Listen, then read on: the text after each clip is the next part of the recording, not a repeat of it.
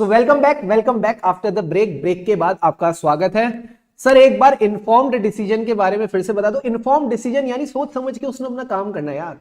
जो भी ऑडिटर है हमारा, ठीक है, उसने डिसाइड करना है कि मेरे को कौन सा ऑडिट प्रोसीजर करना है। यानी मेरे को मैनेजमेंट से इंक्वायरी करनी है, मुझे एक्सटर्नल कंफर्मेशन लेनी है यानी बैंक से, डेटर से, और मुझे कौन से डॉक्यूमेंट्स चाहिए, मुझे बैंक स्टेटमेंट चाहिए, मुझे इनवॉइसेस चाहिए। ये सब क्या है सर? ये ऑडिटर के डिसीजन है जो ऑडिटर इंप्लीमेंट करता है ऑडिट करते वक्त।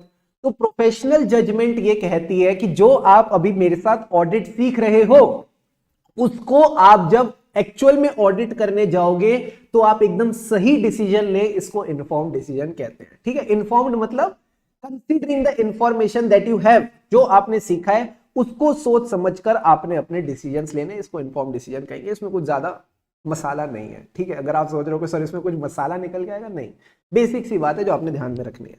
अब हम क्या डिस्कस कर रहे थे? We were discussing about the professional scepticism. तो वो कह रहे हैं कि जब आप प्रोफेशनल स्केप्टिसिज्म एक्सरसाइज करते हैं तो आपने कंसीडर करनी है क्या?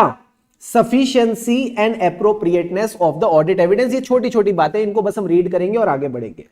इन the light of circumstances, for example अगर फ्रॉड रिस्क फैक्टर एग्जिस्ट करते हैं and a single document of a nature that is susceptible to fraud is a sole supporting evidence for a material financial statement amount, तो फिर उस case में आपको देखना पड़ेगा कि आप और क्या क्या कर सकते हो। बिकॉज अल्टीमेटली अगर आपको लगता है फ्रॉड रिस्क फैक्टर है, यानी आप मैनेजमेंट पे तो रिलाई नहीं कर सकते, एक ही डॉक्यूमेंट है वहां पे भी आपको लग रहा है फ्रॉड है, तो आप इन केसेस में ना थोड़ा सावधानी से आगे बढ़ो। बस इतनी सी बात इन्होंने यहां पे बोली। जो भी रिकॉर्ड्स एंड डॉक्यूमेंट्स मिलेंगे सब पे शक नहीं करेंगे। पहली बात, उनको आप जेन्युइन एक्सेप्ट कर सकते हो unless there is a reason to believe the contrary. Reason to believe the contrary यानी कॉन्ट्ररी क्या होगा जेन्युइन का? इनजेन्युइन, कि डॉक्यूमेंट गलत है। तो हर डॉक्यूमेंट को आप जेन्युइन मानो जब तक आपको ऐसा फील नहीं आता कि ये जेन्युइन नहीं है या ये फोर्ज्ड है। ठीक है, दूसरी चीज, तीसरी चीज, auditor is required to consider the reliability of audit evidence. Reliability का मतलब मैंने आपको समझा दिया कि क्या मैं इस एविडेंस पे विश्वास कर सकता हूं या नहीं। अगला point, in case of doubt और इंडिकेशन ऑफ फ्रॉड ऑडिटर को थोड़ा इन्वेस्टिगेट करना पड़ेगा। अब बच्चा बोलेगा सर ऑडिट और इन्वेस्टिगेशन अलग होते हैं। भावनाओं को समझो। ऑडिटर को एडिशनल ऑडिट प्रोसीजर्स करने पड़ेंगे। ऑडिटर को देखना पड़ेगा, देखो लिखा है ना, investigate further and determine what modifications or additions need to be made to the audit procedures that is necessary to resolve the matter। जहां जहां आपको गड़बड़ मिलेगी वहां आपकी मेहनत बढ़ेगी। बस ये बेसिक बात आपने ध्यान में रखनी है। अगर पिछली बार भी आपने ऑडिट किया था और आपको मैनेजमेंट ऑनेस्ट दिखी थी और लगा था कि मैनेजमेंट में इंटीग्रिटी है, तो उस एक्सपीरियंस को आप डिसरिगार्ड मत करना। डिसरिगार्ड का मतलब है श्री शांत, श्री शांत, श्री शांत। उस उस एक्सपीरियंस को आप डिसरिगार्ड नहीं करेंगे, यानी उस बात को अब आप इग्नोर नहीं करेंगे। ध्यान में रख के चलना कि हाँ मैनेजमेंट अच्छी ही है। बट सर क्या मैनेजमेंट अच्छी है इसका ये मतलब है हम प्रोफेशनल स्केप्टिसिज्म मेंटेन ना करें? नहीं। नेवरदलेस, भले ही मैनेजमेंट अच्छी है, a belief that the management and TCWG are honest and they have integrity doesn't relieve the auditor from maintaining professional skepticism। Professional scepticism तो रखनी ही पड़ेगी। तो आपने कुछ नहीं करना, बस इन पॉइंट्स को 2 से 3 बार रीड जरूर कर लेना आज की क्लास के बाद। That's all that you need to do. Ultimately जो याद रखने वाली बातें हैं वो यही 2-3 बातें हैं। तो अभी हमने ब्रेक पे जाने से पहले हमने आज क्या क्या सीखा, एक बार फटाफट उसको रिवाइज करें। हाँ सर, एक बार फटाफट उसको रिवाइज कर लेते हैं। तो ब्रेक पे जाने से पहले सबसे पहले तो हमने आज की जो क्लास स्टार्ट की थी वो स्टार्ट करी थी with the topic of professional scepticism. अब प्रोफेशनल स्केप्टिसिज्म क्या है, मेरी रिक्वेस्ट रहेगी प्लीज मेरे साथ साथ ही नोट्स बना लेना। मेरे साथ साथ ही जो नोट्स में बनाता जा रहा हूं मेरे साथ साथ बनाते जाना, आपको भी कंफर्ट आ जाएगा। अब प्रोफेशनल स्केप्टिसिज्म क्या है? इट इज एन एटीट्यूड जिसके अंदर 3 खूबियां होती हैं।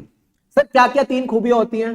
जो लेडी थी वो क्या थी सर? वो अलर्ट थी। तो सबसे पहले तो being alert, alert to the circumstances. जहां भी आपको लगता है फ्रॉड हो सकता है, जब आपको कुछ अनशन चीज दिखे तो फिर आप क्या करेंगे? सर हम क्वेश्चन करेंगे, have a questioning mind. Have a questioning mind. तीसरी चीज, क्वेश्चन करके जो सामने वाले ने जवाब दिया उस पर विश्वास नहीं करेंगे, हम क्रिटिकल असेसमेंट करेंगे, critical assessment of audit evidence. यही बातें हमने डिस्कस की थी। हाँ सर। अब इसी में से हमने अलर्ट वाला पॉइंट उठाया और बताया अलर्ट हमको रहना है 4 चीजों के प्रति, 1 2 3 4। सबसे पहला पॉइंट था कॉन्ट्राडिक्टिंग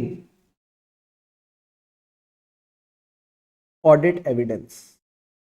जो भी कॉन्ट्राडिक्टिंग ऑडिट एविडेंस दिखते हैं तुमको, वहां पे तुमको अलर्ट हो जाना है। सर कॉन्ट्राडिक्टिंग कर रहे यानी it will bring into question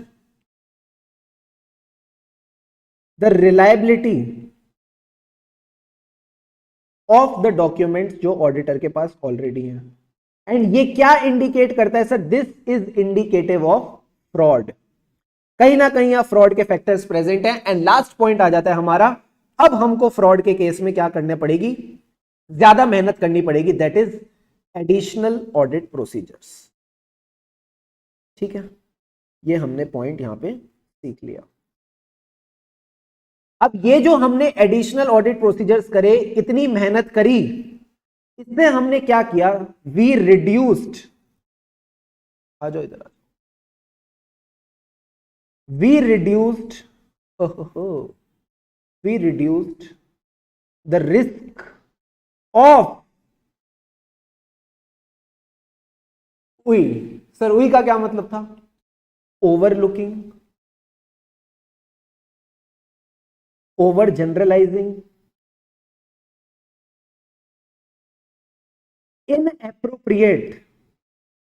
inappropriate assumptions while deciding the nature, timing and extent of audit procedure। यही बातें हमने डिस्कस की थी। यहां आपका पूरा का पूरा प्रोफेशनल स्केप्टिसिज्म का नोट रेडी हो जाता है। अब इसके बाद हमने डिस्कस किया था सर क्या पॉइंट?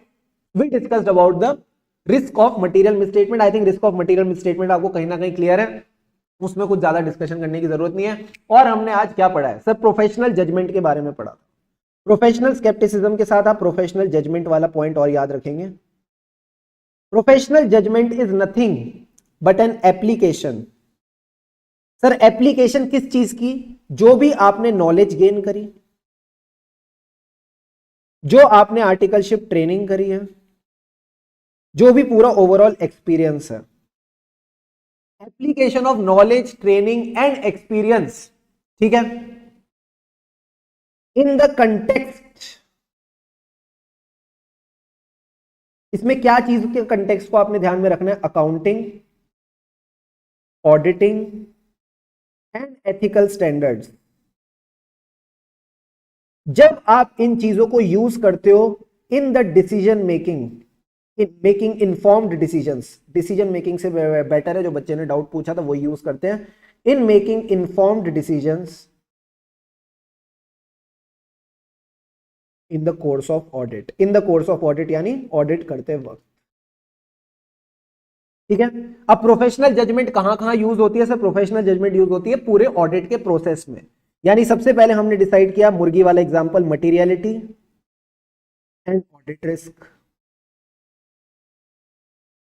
फिर हमने डिस्कशन किसकी करी? Nature, timing and extent of audit procedure. क्या क्या ऑडिट प्रोसीजर्स करके चलने हैं। जब ऑडिट प्रोसीजर्स करें हमको मिला ऑडिट एविडेंस। तो evaluating the sufficiency and appropriateness of audit evidence. क्या ऑडिट एविडेंस एक्चुअल में सफिशिएंट और एप्रोप्रिएट है? This is also a matter of professional judgement. अब इस ऑडिट एविडेंस में हमने क्या निकाला? इस ऑडिट एविडेंस में हमने निकाला कंक्लूजन। तो drawing reasonable conclusions. Sir point खत्म हो गए, पॉइंट खत्म हो गए, 5 नंबर का क्वेश्चन है। तो मैंने कहा कोई दिक्कत की बात नहीं है, प्रोफेशनल जजमेंट ऑडिटर की है ना, तो मैनेजमेंट की जजमेंट को इवेल्युएट करने के लिए भी प्रोफेशनल जजमेंट लगेगी। सो इवेल्युएटिंग द मैनेजमेंट जजमेंट। बस यही पॉइंट्स आपने ध्यान में रखने, बाकी सारी तो हमने ज्ञान की वर्षा करी थी कि रिस्क ऑफ मटेरियल मिसस्टेटमेंट क्या होता है, ऑडिट रिस्क को रिड्यूस किया जाता है to an acceptably low level. ये छोटी मोटी प्यारी प्यारी बातें हमने की थी कि सफिशिएंट एंड एप्रोप्रिएट एविडेंस क्या होता है। This is all that we discuss today. फटाफट बताओ, सबने नोट डाउन कर लिया?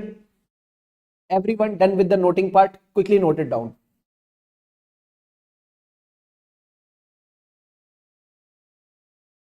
TCWG क्या होता है सर? अभी हमने TCWG की बात नहीं करी है. डोंट वरी, अभी हम TCWG की बात नहीं करिए. हम स्टार्टिंग से जाएंगे और अब हम सारी चीजें निपटाते जाएंगे. यस,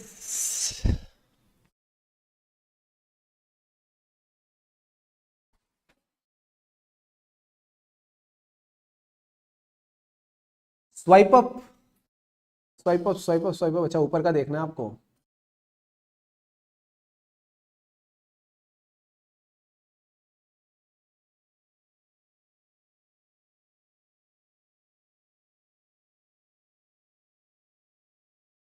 रिड्यूस्ड रिस्क वाला पार्ट कौन सा है?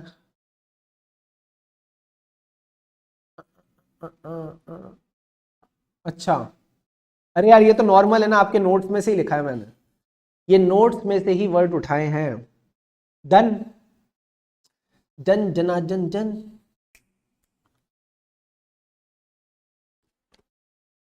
ऑल गुड, ठीक है. So this was done before the break और हमने कुछ ज्यादा किया नहीं. अब एकदम स्टार्टिंग से चलते हैं. अब हम एकदम स्टार्टिंग से चलते हैं और पूरा का पूरा चैप्टर निपटाते हैं. क्या क्या किया है सर? आ जाओ आ जाओ आ जाओ आ जाओ आ जाओ. सबसे पहले आता है सर चैप्टर नंबर 1. क्या डिस्कशन करी? Introduction to auditing. सबसे पहले क्या पढ़ा? What is a financial audit? Financial audit is nothing but an independent examination. Sir नीचे का दिखाना यार, क्या दिखाना है? फोटो ले लो यार, जल्दी से फोटो ले लो ना, इसकी फोटो ले लो प्लीज, इसकी फोटो ले लो और इसको आप एकदम लिख लेना, कोई दिक्कत की बात नहीं. वैसे मैं नोट्स आपके साथ शेयर करूंगा तो घबराने वाली बात नहीं है कोई, ठीक है. 5 तक गिन रहा हूं. 5 4 3 2 1. ठीक है, डन. आ जाओ. What is the financial audit? It is an independent examination. किसकी examination? Of the financial information. किसकी financial information? Of the entity, whether profit oriented or not, irrespective of the size and legal form. ये बात आपने ध्यान में रखी है. क्यों कर रहे हैं हम independent examination? To express an opinion thereon. हमको basically opinion देके चलना है. अब आता है सर सवाल, ऐसे 200, ऐसे 200 नहीं, ये OO है सर. OO का क्या मतलब था? Overall objective. किसका overall objective? Of independent auditor. Sir independent का मतलब है इसके अंदर वो 5 खूबियां होंगी जो किसी भी प्रोफेशनल में होनी चाहिए, कोई भी प्रोफेशनल में होनी चाहिए. सर कोई का क्या मतलब था? Confidentiality, objectivity, integrity and professional का मतलब है professional competence and due care और प्रोफेशनल बिहेवियर. कैसे ओवरऑल ऑब्जेक्टिव अचीव होगा? जब आप ऑडिट कंडक्ट करोगे in accordance with the standard on auditing. अब ओवरऑल ऑब्जेक्टिव क्या था? 2 चीजें आपको चाहिए. आरए. सर आरए का मतलब है रीजनेबल अश्योरेंस. रीजनेबल अश्योरेंस का क्या मतलब है sir? Reasonable assurance that the financial statement as a whole are free from material misstatement. Material misstatement नहीं है, यानी जो हमारे फाइनेंशियल स्टेटमेंट है वो बने in all material respects as per the applicable FRF. जैसा एफआरएफ चाहता था वैसे हमारे फाइनेंशियल स्टेटमेंट्स बने हैं. अगर आपको रीजनेबल एश्योरेंस मिल गई है, आपने ओपिनियन बना लिया, तो घर लेके जाओगे क्या? आप अपना ओपिनियन एक्सप्रेस कर दो, report on the financial statement and communicate as required by standards on auditing. But इसके बाद एक ऐसी बात लिखी है जिसको सुन के थोड़ा सा शॉक लगेगा. क्या कहता है सर? ये क्या? जहां भी रीजनेबल अश्योरेंस नहीं मिल रही, जहां भी रीजनेबल अश्योरेंस नहीं मिल रही एंड क्वालिफाइड ओपिनियन इनसफिशिएंट है. मैं बढ़ के थक गया सर, ये क्या लिखा है सर? क्वालिफाइड ओपिनियन तो आपने सिखाया ही नहीं. सीखना चाहोगे? क्या आप सीखना चाहोगे कि अगर मैनेजमेंट आपको ऑडिट एविडेंस नहीं देता तो क्या होता है? तो आओ मेरे साथ, आपको एक प्यारा कॉन्सेप्ट और पढ़ाएं. आओ मेरे साथ, आओ आओ आओ. अभी तो पार्टी शुरू हुई है मेरे दोस्त, अभी तो पार्टी शुरू हुई है. आओ मेरे साथ. देखो, आप क्या चाहते थे कि फाइनेंशियल स्टेटमेंट में क्या ना हो? मटीरियल मिसस्टेटमेंट ना हो. तो अब मैं आपको थोड़ा सा मजेदार बात बताता हूं, ध्यान से समझना. 3 केसेस होते हैं. 1 2 3. ठीक है, ध्यान से समझेंगे, सब समझ आएगा. पहला केस ये कहता है कि आपको सफिशिएंट एंड एप्रोप्रिएट एविडेंस मिल गया. दूसरा केस कह रहे हैं आपको सफिशिएंट एंड एप्रोप्रिएट एविडेंस नहीं मिला. तीसरा केस अभी मैं बात ही नहीं कर. पहला केस ये कहता है कि अगर आपको सफिशिएंट एंड एप्रोप्रिएट एविडेंस मिल गया है. चलो चौथा केस एक और बना लेते हैं. चौथा केस इस केस में भी आपको सफिशिएंट एंड एप्रोप्रिएट एविडेंस मिल चुका है। और फाइनेंशियल स्टेटमेंट्स में मटेरियल मिसस्टेटमेंट नहीं है। सर एमएम का क्या मतलब है? साथ साथ नहीं लिखना, साथ साथ नहीं लिखना, अभी आप बस मेरी बात सुनते चलो।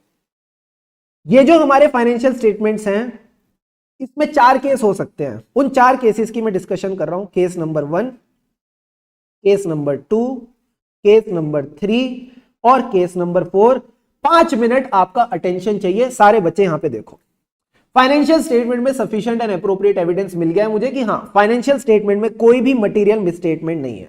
अगर कोई भी मटेरियल मिसस्टेटमेंट नहीं है, then I will give a clean opinion.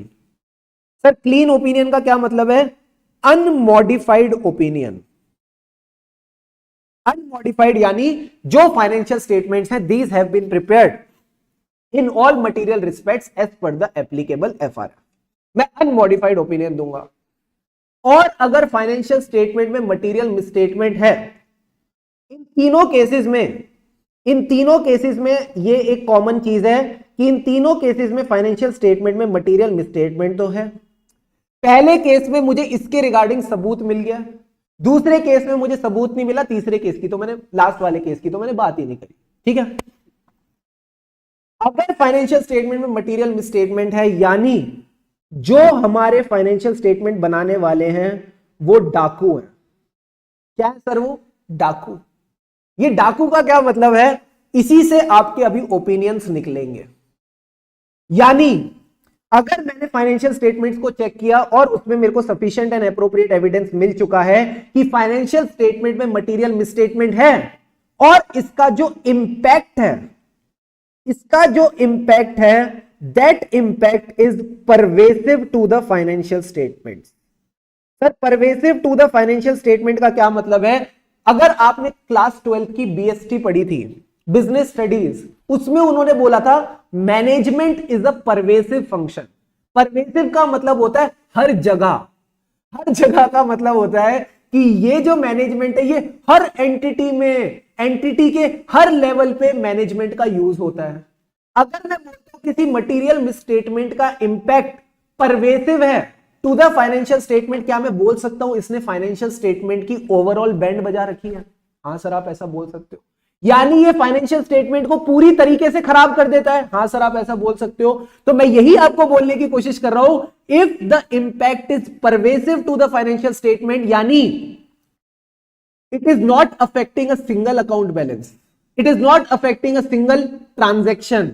एक ये सिंगल बैलेंस शीट आइटम तक सीमित नहीं है, एक सिंगल पीएनएल आइटम तक सीमित नहीं है, कम से कम 2 से 3 पीएनएल आइटम, 2 से 3 बैलेंस शीट आइटम्स को फर्क इंपैक्ट कर रहा है। सर अगर सिंगल आइटम तक सीमित है, अगर मान लो सिंगल आइटम तक सीमित है और वो जो आइटम है उसकी वैल्यू बैलेंस शीट में बहुत ज्यादा है। एग्जाम्पल के तौर पे अगर हमारी जो बैलेंस शीट है उसका साइज है 1000 करोड़, उस 1000 करोड़ में अगर मैं बात करूं एसेट्स के नाम पे हमारे पास जो एसेट्स हैं उसमें बड़े सारे एसेट्स हैं, प्रॉपर्टी प्लांट एंड इक्विपमेंट है, इनटेंजिबल एसेट्स हैं, ठीक है, इन्वेस्टमेंट्स कर रखी है एंटिटी ने, और क्या कर रखा है सर, इन्वेंट्री पड़ी है थोड़ी बहुत, डेटर्स हैं, और क्या क्या है, कैश पड़ा है, ये सारे एसेट्स हैं। ठीक है, और हमारी जो मटेरियल मिसस्टेटमेंट है वो पता है मटेरियल मिसस्टेटमेंट कहां पे है? Our material misstatement is let's say in the property plant and equipment. जो प्रॉपर्टी प्लांट एंड इक्विपमेंट है उसकी वैल्यू है 800 करोड़ और ये जो सारे एसेट्स हैं इनकी वैल्यू है 200 करोड़। क्या 800 करोड़ मटेरियल तो है, बट डोंट यू थिंक ये परवेसिव भी है? 80% of the balance sheet is materially मिसस्टेटेड। क्या आपको ये फील आ रही है? जल्दी से बताओ, are you getting this feel कि एक सिंगल अकाउंट बैलेंस है माना, but it is in itself very huge, इतना ज्यादा है कि वो पूरा इंपैक्ट खराब कर रहा है बैलेंस शीट का। क्या आपको ये फील आ रही है? देखो फील आएगी तभी परवेसिव का मतलब समझ आएगा, वरना नहीं आएगा। थ्योरेटिकल भाषा में समझना इतना आसान नहीं है जितना फील के साथ समझना है। जल्दी से बताओ, are you getting this feel कि 80% हमारी जो बैलेंस शीट है उसकी बैंड बजी हुई है, तो कहीं ना कहीं ओवरऑल बैलेंस शीट की ही बैंड बजी हुई है। ठीक है, तो यही बात आपको मैं समझाने की कोशिश कर रहा हूं। परवेसिव का मतलब है ओवरऑल लेवल पे फाइनेंशियल स्टेटमेंट्स अफेक्टेड, जो हमारे फाइनेंशियल स्टेटमेंट्स है वो ओवरऑल लेवल पे अफेक्टेड है। तो अगर इंपैक्ट परवेसिव है, just for the sake of simplicity आप ये मान के चलो पूरे के पूरे फाइनेंशियल स्टेटमेंट ही खराब है। अगर पूरे के पूरे फाइनेंशियल स्टेटमेंट खराब है और आपको ऑडिट एविडेंस मिल गया है, इससे ज्यादा एडवर्स बात कोई नहीं हो सकती, इससे ज्यादा एडवर्स बात कोई नहीं हो सकती। तो आप इस केस में एडवर्स ओपिनियन देके चलेंगे। बस ये बेसिक बात आपने ध्यान में रखनी, ठीक है सर। अब आता है सर दूसरा सवाल, सफिशिएंट एंड एप्रोप्रिएट एविडेंस तो नहीं मिला हमको, सफिशिएंट एंड एप्रोप्रिएट एविडेंस तो नहीं मिला, एंड इसका जो इंपैक्ट है वो भी परवेसिव है, इसका जो इंपैक्ट है वो भी परवेसिव है। अब आप अपने ना दिल पे हाथ रख के बस मुझे एक चैट बॉक्स में जवाब देना, और जो बच्चे गूगल ड्राइव पे देख रहे हैं वो मेरे को जवाब देना, मैं आपकी बात सुन लूंगा।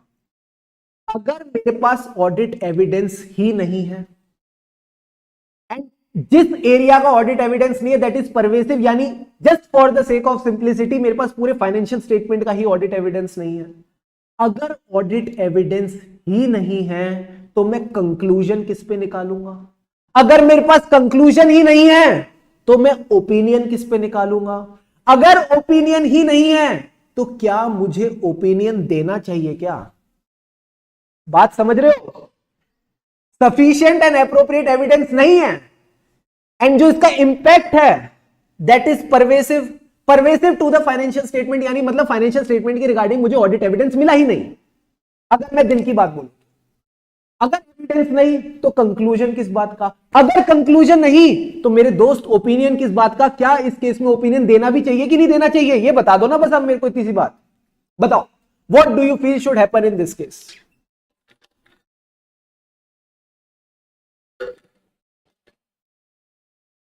सबने बिल्कुल सही कहा, सर हमको इस केस में ओपिनियन ही नहीं देना चाहिए, क्योंकि जब एविडेंस नहीं है तो कंक्लूजन नहीं है, कंक्लूजन नहीं है तो ओपिनियन नहीं है। तो सबने बिल्कुल सही कहा, इस केस में you will not give your opinion. And sir not give your opinion का क्या मतलब है? ऑडिट की भाषा में इसको कहते हैं डिस्क्लेम योर ओपिनियन। ऑडिट की भाषा में इसको कहते हैं डिस्क्लेम योर ओपिनियन। आप अपना ओपिनियन मत दो, आप अपना ओपिनियन डिस्क्लेम कर दो। डिस्क्लेम का मतलब है आपने ओपिनियन दिया ही नहीं। अब आता है sir last point. Last point में देखो एक बात तो पक्की है कि जो इंपैक्ट है वो परवेसिव नहीं है। यहां पे जो इंपैक्ट है ये परवेसिव नहीं है। अब मैं आपको बोलता हूं, एक ही ओपिनियन बच गया, that is the Q, and Q for qualified opinion. Q for QT नहीं होता, क्यू फॉर क्वालिफाइड ओपिनियन, यानी फर्क नहीं पड़ता, फर्क नहीं पड़ता। लिख लो, मैं भी लिखवाऊंगा, चलो रुको। फर्क नहीं पड़ता, लिखना ठीक है जब मैं लिखवाऊंगा। फर्क नहीं पड़ता सफिशिएंट एंड एप्रोप्रिएट एविडेंस है या नहीं। If the impact is not pervasive and there is a material misstatement, then in that case आप qualified opinion ही देके चलेंगे, आप qualified opinion ही देके चलेंगे। यही आपके सारे types of opinion बनते हैं ऑडिट रिपोर्ट में।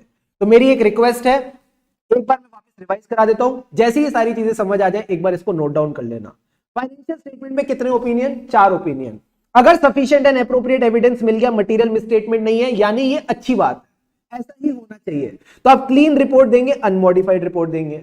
बट अगर आपको लगता है फाइनेंशियल स्टेटमेंट में मटेरियल मिसस्टेटमेंट है, तो यानी मैनेजमेंट क्या है? सर मैनेजमेंट डाकू है।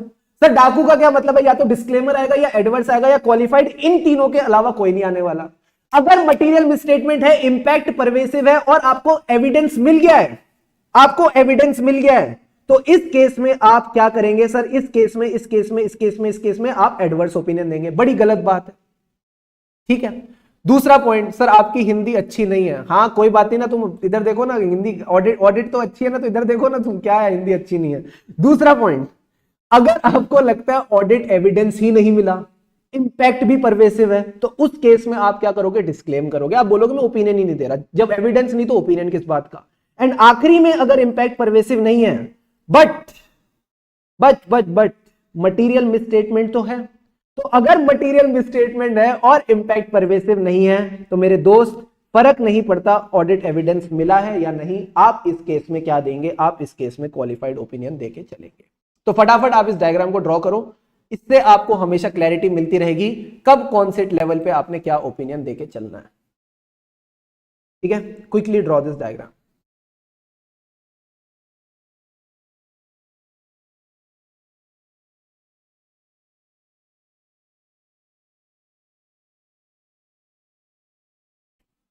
किसी को भी छोटा मोटा कोई भी डाउट है अभी पूछ लो, इसके बाद में एक छोटी सी क्विज खेलूंगा आपके साथ, उससे और ज्यादा क्लैरिटी आ जाएगी।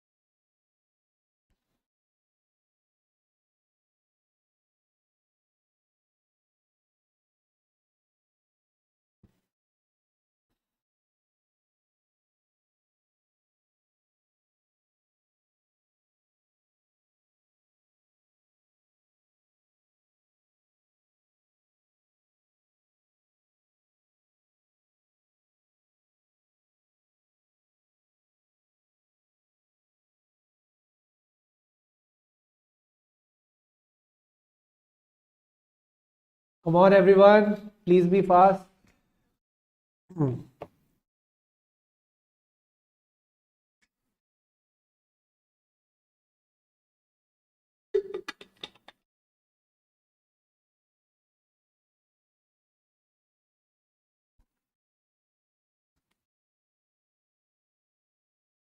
डिस्क्लेम का मतलब है मैं ओपिनियन ही नहीं दे रहा बाबू, डिस्क्लेम का मतलब है मैं ओपिनियन ही नहीं दे रहा।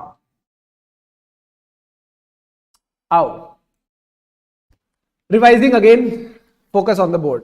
इधर आओ, इधर आओ, इधर आओ, इधर इधर आओ, एक एक करके चलते हैं। सबसे पहला case, just for your understanding समझा रहा हूं, ऊपर से भी दिखा दूंगा। मैंने फाइनेंशियल स्टेटमेंट का ऑडिट किया, ठीक है सर। जब मैंने ऑडिट किया मेरे को sufficient and appropriate audit evidence मिल गया, किस चीज को लेके, that the financial statements are free from material misstatement. क्या ये अच्छी बात है? हाँ सर ये अच्छी बात है। तो इस केस में हम क्या करेंगे सर, इस केस में हम अनमॉडिफाइड ओपिनियन देंगे।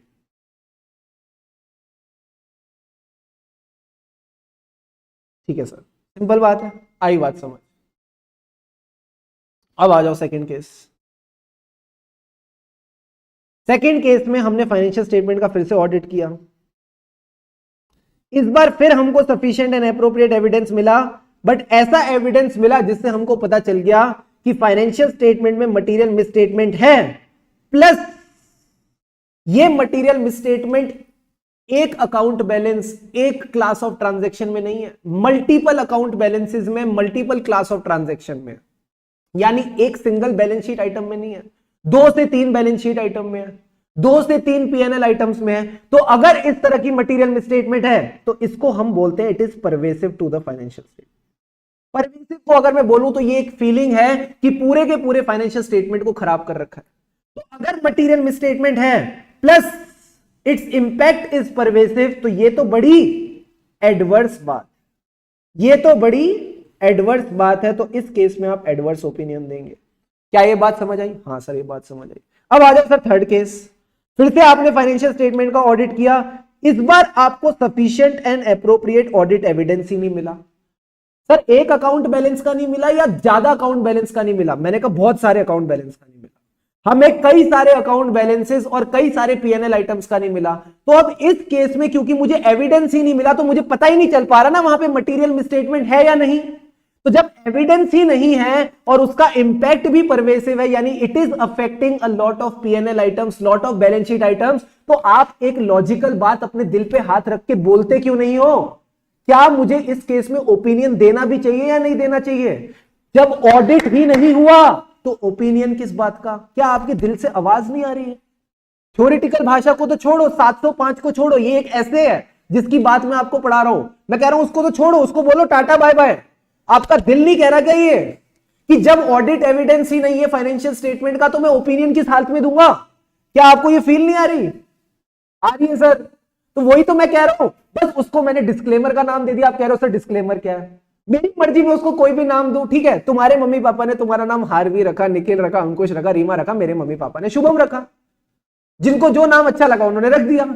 अब ऑडिटर वालों ने जिन्होंने बनाना था ये स्टैंडर्ड, उसने इसका नाम डिस्क्लेम रख दिया। तुम कह रहे हो सर डिस्क्लेम डिस्क्लेम डिस्क्लेम क्या है? हमको तो नाम पसंद नहीं आया, तुम्हारे हिसाब से नाम थोड़ी चलेगा।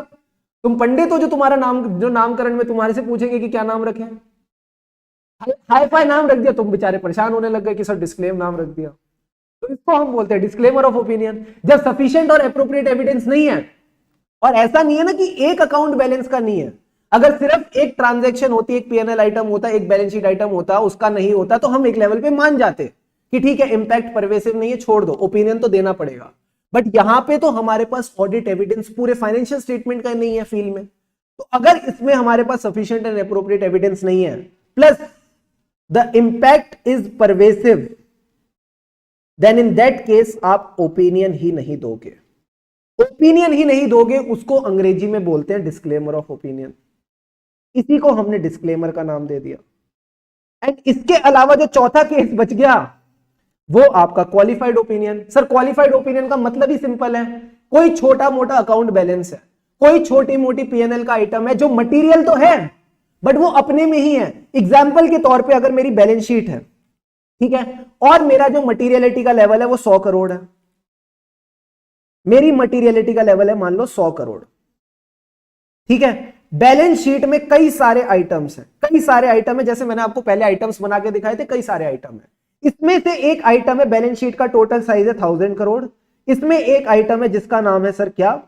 लोन्स, जो इन्होंने आगे गिवन, लोन्स गिवन अहेड, आगे इन्होंने लोन्स दिए हैं, ये एक इनका एसेट है। ये जो लोन इन्होंने दिए हैं ये कितने के दिए हैं सर? ये 105 करोड़ के दिए हैं। अब ये मटेरियल तो है बट क्या ये परवेसिव है क्या? सारे बच्चे मुझे बताओ। 100 करोड़ को तो पार कर गया मटेरियलिटी को, बट क्या ये परवेसिव है?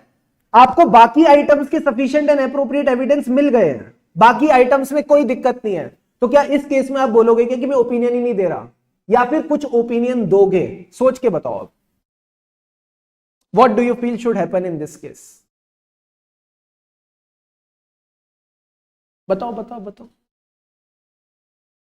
नहीं सर परवेसिव नहीं है। अब अगर ये परवेसिव नहीं है, मटीरियल मिसस्टेटमेंट है, तो क्या करूं मैं? एडवर्स तो दे नहीं सकता, एडवर्स तो दे नहीं सकता, क्योंकि एडवर्स तो मैं तब देता हूं जब इंपैक्ट परवेसिव होता है। तो क्या करूं? आप इस केस में क्वालिफाइड ओपिनियन दोगे। आप इस केस में क्वालिफाइड ओपिनियन दोगे, तो तभी मैंने आपको ये लाइन लिखवाई, तभी मैंने आपको ये लाइन लिखवाई। सर लाइन का क्या मतलब था? फर्क नहीं पड़ता, फर्क नहीं पड़ता एविडेंस मिला हो या ना मिला हो, अगर मटेरियल मिसस्टेटमेंट है और उसका जो इंपैक्ट है वो परवेसिव नहीं है, तो इस केस में आप क्वालिफाइड ओपिनियन देके चलेंगे। अब मुझे बताओ किसको किस पॉइंट में दिक्कत आ रही, किसको किस पॉइंट में डाउट है? अगर क्लियर है तो फटाफट चैट बॉक्स में लिखो डन डना डन डन, फिर हम आगे। अब बताओ किसी को कोई डाउट हो तो एक बार देख लो, इसको अच्छे से निहार लो पूरे के पूरे टॉपिक को। इन्हीं को मैंने डाकू का नाम दे दिया ताकि तुमको याद रहे कि जब मैनेजमेंट डाकू होता है तभी ये चीजें आती हैं। इन्हीं को डाकू का नाम दे दिया।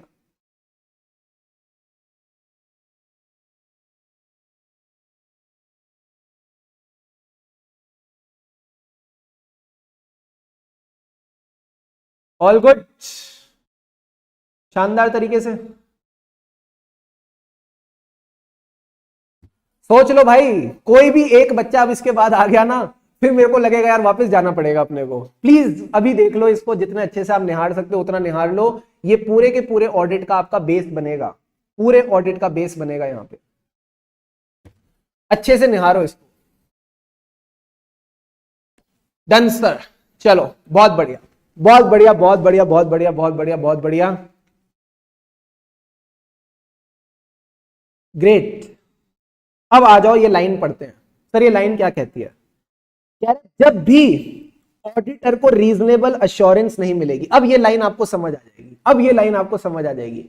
जब भी ऑडिटर को रीजनेबल अश्योरेंस नहीं मिलेगी, सर रीजनेबल अश्योरेंस नहीं मिलेगी यानी सफिशिएंट एंड एप्रोप्रिएट एविडेंस नहीं है।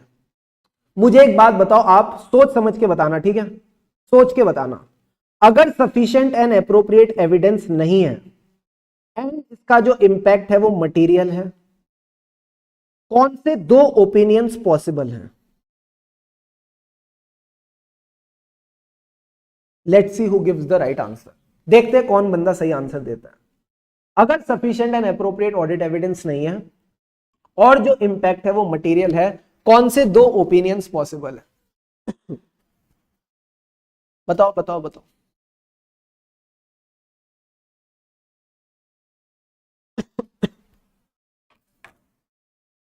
D and Q, very very good. चार ही तो ओपिनियन होते हैं, अनमॉडिफाइड तो नहीं आएगा क्योंकि मटेरियल में स्टेटमेंट है, ठीक है? दूसरा, और क्या बच गया? एडवर्स भी नहीं आएगा। सर एडवर्स क्यों नहीं आएगा? क्योंकि एडवर्स तब आता है जब एविडेंस मिल चुका होता है, ठीक है? यहां पे तो एविडेंस ही नहीं है, तो दो ऑप्शन हमारे पास आ जाते हैं, क्वालिफाइड और डिस्क्लेमर। यही दो ऑप्शंस पॉसिबल है। अब देखना क्या कहता है ये। कह रहा है ऑडिट एविडेंस नहीं मिला तो या तो क्वालिफाइड आएगा या डिस्क्लेमर आएगा। ये कह रहा है क्वालिफाइड इनसफिशिएंट है। इनडायरेक्टली क्या कह रहा है? इनडायरेक्टली कह रहा है the impact is pervasive. Indirectly इसने क्या बोल दिया? That the impact is pervasive. अगर इंपैक्ट परवेसिव है तो ये कह रहा है auditor shall disclaim an opinion, और या तो ओपिनियन ही नहीं देगा या फिर he will withdraw from the engagement where withdrawal is legally permitted. यानी पहली प्रायोरिटी तो विड्रॉल होगी, पहली प्रायोरिटी तो विड्रॉल होगी कि भाई जब ओपिनियन ही नहीं देना तो रह के भी क्या करना, निकल लो।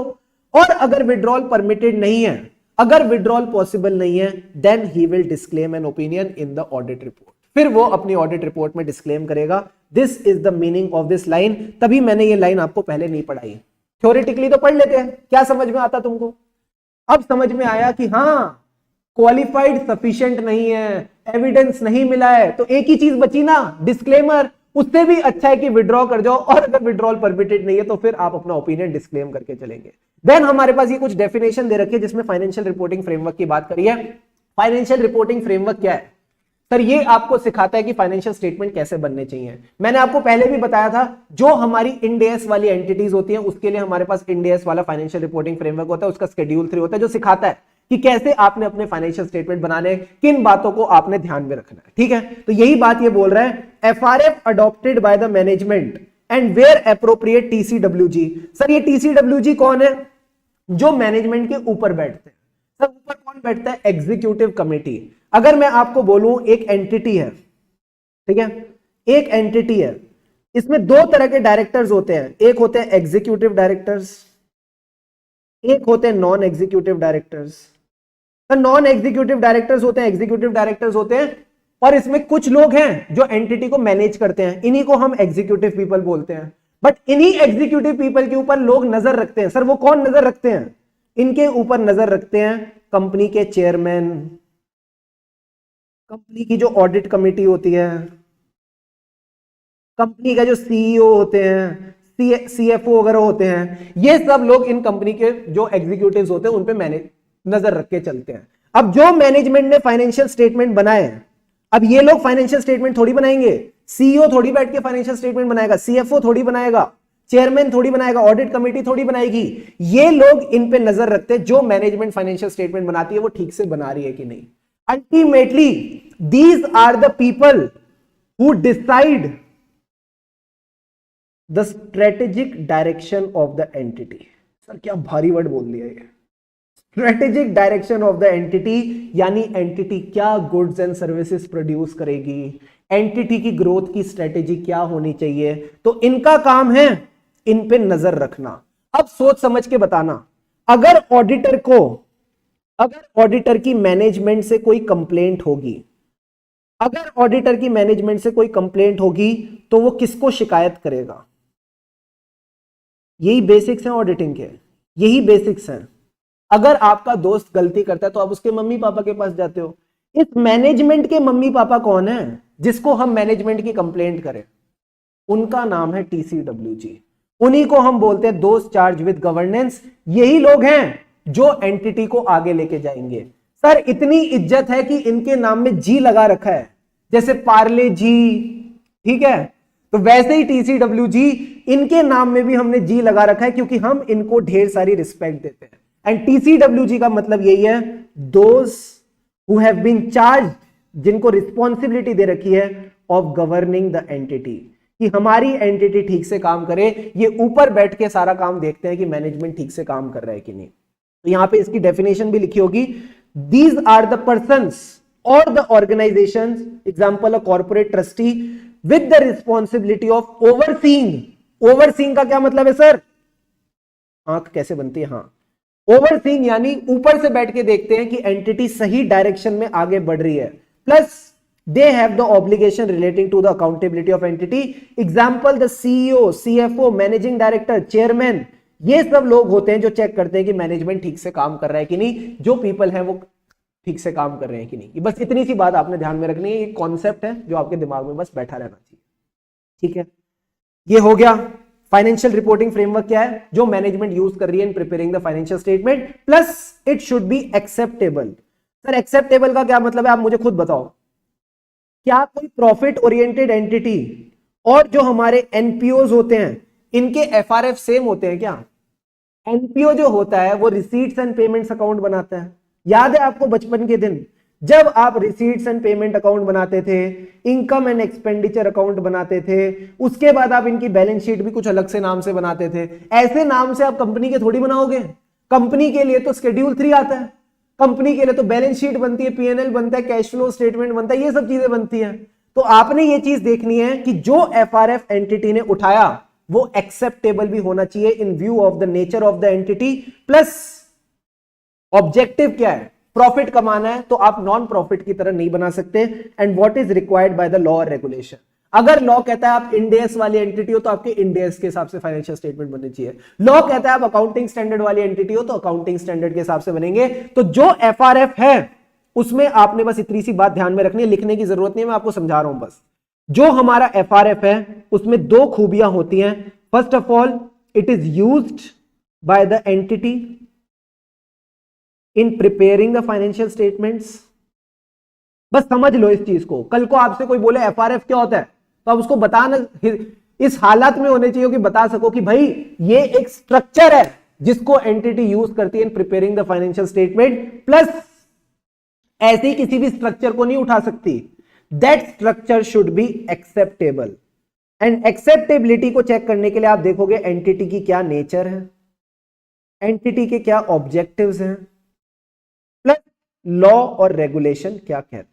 इन 2-3 बातों को बस आपने ध्यान में रख के बताना है कि हाँ ये एक्सेप्टेबल है, ये एंटिटी यूज करती है इन making the financial statement. This is all about the FRF, that is the financial reporting framework. पूरे नोट्स में आपको हर जगह एफआरएफ एफआरएफ एफआरएफ दिखेगा। क्या रेलिवेंस है एफआरएफ की? एफआरएफ की रेलिवेंस क्या है आप मुझे बताओ जरा। एफआरएफ की यही रेलिवेंस है कि अगर आपको एफआरएफ की रिक्वायरमेंट्स पता है तो it will help you in detecting. As an auditor हम क्यों पढ़ रहे हैं एफआरएफ की डेफिनेशन? क्योंकि हमको पता है फाइनेंशियल स्टेटमेंट एफआरएफ के हिसाब से बनने चाहिए। अगर नहीं बने हैं तो it will help us in detecting the misstatements. ये हमको मिसस्टेटमेंट्स डिटेक्ट करने में हेल्प करेगा और फिर हम चेक करेंगे कि ये मिसस्टेटमेंट्स मटेरियल है या नहीं। क्या ये पॉइंट क्लियर है? जल्दी से बताओ। रीजन समझ आया? हमने एफआरएफ की डेफिनेशन पढ़ी क्यों? सिर्फ पढ़ने के लिए नहीं पढ़ रहे, हर चीज के पीछे एक रीजन है। अगर आपको शेड्यूल 3 ही नहीं आता होगा तो आप कैसे बोलोगे मैनेजमेंट ने गलती कर रखी है? तो इसी वजह से आपको एफआरएफ जानना जरूरी है कि आपको पता चले एफआरएफ की क्या रिक्वायरमेंट है और अगर वो रिक्वायरमेंट मीट नहीं हो रही तो क्या मिसस्टेटमेंट है एंटिटी की। यही बात बस समझने के लिए एफआरएफ की डेफिनेशन हमने पढ़ी। ठीक है सर। एफआरएफ में 2 फ्रेमवर्क होते हैं। चलो ये मजेदार बात है, ये सीखते हैं। सारे बच्चे यहां पे फोकस करना। एफआरएफ के 2 तरीके सर, एक होता है फेयर प्रेजेंटेशन फ्रेमवर्क। सारे बच्चे 2 मिनट के लिए बस फोकस करना, 2 मिनट के लिए, ठीक है। फेयर प्रेजेंटेशन फ्रेमवर्क और एक होता है कंप्लायंस फ्रेमवर्क।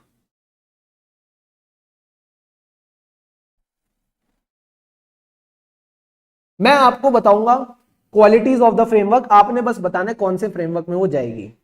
एक फ्रेमवर्क कहता है कि आप बस कंप्लाई करो, यानी जैसा एफआरएफ कहता है, जैसा आपका शेड्यूल 3 कहता है, वैसे ही आप फाइनेंशियल स्टेटमेंट बनाओ। ना तो आपने कुछ एडिशनल डिस्क्लोजर देने हैं, ना आपने कोई डिस्क्लोजर्स को माइनस करना है। जैसा आपका फाइनेंशियल रिपोर्टिंग फ्रेमवर्क कहे वैसे ही आपके फाइनेंशियल स्टेटमेंट बनने हैं, ना कुछ एक्स्ट्रा ना कुछ नीचे। एक तो ये कहता है। दूसरा फाइनेंशियल रिपोर्टिंग फ्रेमवर्क कहता है कि आप एफआरएफ को तो फॉलो करो, plus it gives room for changes. कहता है अगर आपको एडिशनल डिस्क्लोजर्स देने हैं for giving a true and fair view तो आप दे सकते हो। प्लस ये भी कहता है कि इन एक्सट्रीमली रेयर सर्कमस्टेंसेस, रोज रोज नहीं, अगर आपको लगता है in extremely rare circumstances you need to reduce the disclosures, you can also do that, but you need to explain how it is leading to fair presentation. Basically आप editions भी कर सकते हो, माइनस भी कर सकते हो फेयर प्रेजेंटेशन अचीव करने के लिए। तो एक बात बताओ, ये जो पहला वाला है ये कंप्लायंस होगा या फेयर प्रेजेंटेशन फ्रेमवर्क होगा? कौन सा फ्रेमवर्क होगा ये? सोच के बताना। पहला फ्रेमवर्क किस में जाएगा? पहला वाला कंप्लायंस फ्रेमवर्क है, सेकंड वाला फेयर प्रेजेंटेशन फ्रेमवर्क है। Very very good. तो यही बात मेरे को आपको समझानी थी। फेयर प्रेजेंटेशन फ्रेमवर्क और कंप्लायंस में बस एक ही फर्क है।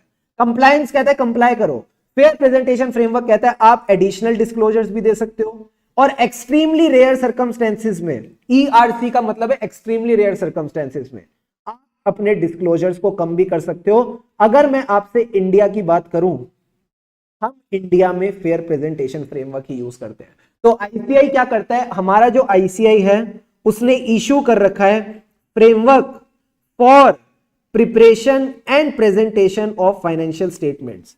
आईसीआई ने इशू कर रखा है framework for preparation and presentation of financial statement, और उसमें यही बोल रखा है कि अगर आप चाहो तो आप एडिशनल डिस्क्लोजर दो, अगर आप चाहो तो इन एक्सट्रीमली रेयर सर्कमस्टेंसेस आप डिस्क्लोजर को कम करो to achieve the fair presentation. यही बात नोट्स में लिखिए, लिखने की जरूरत नहीं है। फेयर प्रेजेंटेशन फ्रेमवर्क का मतलब है एक ऐसा फ्रेमवर्क जिसमें कंप्लाई तो करना है, plus and fair presentation achieve करने के लिए आप डिस्क्लोजर्स दे सकते हो बियॉन्ड, आगे बढ़कर, दो specifically required by the framework. और कह रहे एक्स्ट्रा तो दे ही सकते हो, but in extremely rare circumstances you can also depart from the requirement of the framework, and this departure should only happen in extremely rare circumstances। बच्चा कह रहा है अकाउंट्स में पढ़ा है, वेरी वेरी गुड। अच्छा लगा मुझे जान के कि आपने अकाउंट्स में पढ़ा है, आपको याद है ये बात। अब आती है सर बात कंप्लायंस फ्रेमवर्क की। कंप्लायंस फ्रेमवर्क कहता है इधर उधर मत देखो, जितना बोला उतना करो। FRF which requires compliance with the requirements of framework but it does not contain the acknowledgements in 1 and 2 above. आपको कुछ एडिशनल और सब्ट्रैक्शन करने की जरूरत नहीं है, जितना बोला है वैसा करो, ज्यादा दिमाग लगाने की जरूरत नहीं है। क्या फेयर प्रेजेंटेशन और कंप्लायंस फ्रेमवर्क क्लियर है? I hope this point is clear to everyone. Financial statement क्या होता है यार? अब इसकी डेफिनेशन भी पढ़ोगे क्या? फाइनेंशियल स्टेटमेंट क्या है? बैलेंस शीट और पीएनएल। देखना कितने प्यार से लिखते हैं। आओ फोकस करो, देखो देखो देखो। बैलेंस शीट का क्या मतलब है सर, और पीएनएल का क्या मतलब है? सबसे पहले तो ये हिस्टोरिक फाइनेंशियल इंफॉर्मेशन की बात करते हैं, जो बीत गई, पिछले साल जो जो हुआ उसको हम फाइनेंशियल स्टेटमेंट में लिख के लाते हैं। Including the notes to communicate entities economic resources और obligations at a point in time. किसकी बात कर रहा है सर? बैलेंस शीट की। बैलेंस शीट ही तो हम एक पर्टिकुलर पॉइंट इन टाइम पे बनाते हैं, 31 मार्च 2023। एज ऑन डेट हमारे पास क्या एसेट्स हैं और हमारे पास क्या लाइबिलिटीज हैं। लाइबिलिटीज आ रही है और ऑब्लिगेशन। तो जो आपके एसेट्स है, जो लाइबिलिटीज है at a particular point in time, उसको हम बैलेंस शीट बोलते हैं। और पीएनएल वो क्या दिखाता है? Changes in the economic resources. आपने इंप्लॉय को पेमेंट करी, कैश गया। आपने डेप्रिसिएशन चार्ज करी, प्रॉपर्टी प्लांट एंड इक्विपमेंट की वैल्यू में कमी आई। तो जो भी आपके चेंजेस हुए हैं in the period of time, उसको आप बोल देते हो पीएनएल। तो बैलेंस शीट और पीएनएल को फाइनेंशियल स्टेटमेंट बोलते हैं। अब इसको या तो आप ऐसे बोल दो, economic resources and the obligations at a particular point in time. इसका क्या मतलब हुआ? Balance sheet. और अगर आप बोलो changes in the economic resources over a period of time, इसका क्या मतलब हुआ? पीएनएल। ये बेसिक सी बात आपको पढ़ा रहे हैं, बताओ सी इंटर लेवल पे। 11वीं से आप अकाउंट्स पढ़ते आ रहे हो और अब ये आपको फाइनेंशियल स्टेटमेंट की डेफिनेशन सिखा रहे हैं। बड़े आए क्या बात क्लियर है? जल्दी से बताओ। Is the first page clear to all of you? पूरा का पूरा कंफर्ट आ गया। इन डेफिनेशंस को आपने बस रीड करना है, 1-2 बार रीड करना है। That's all that you need to do. Learn करने वाली चीज मैंने आपको ऑलरेडी लर्न करवा दी। ठीक है, क्लियर है ये सारी बातें? जल्दी से बताओ। Is the first page done done done done? एक बार पूरा देख लो इसको, फटाफट एक बार देखो और मुझे कंफर्म करो क्या ये बातें क्लियर है।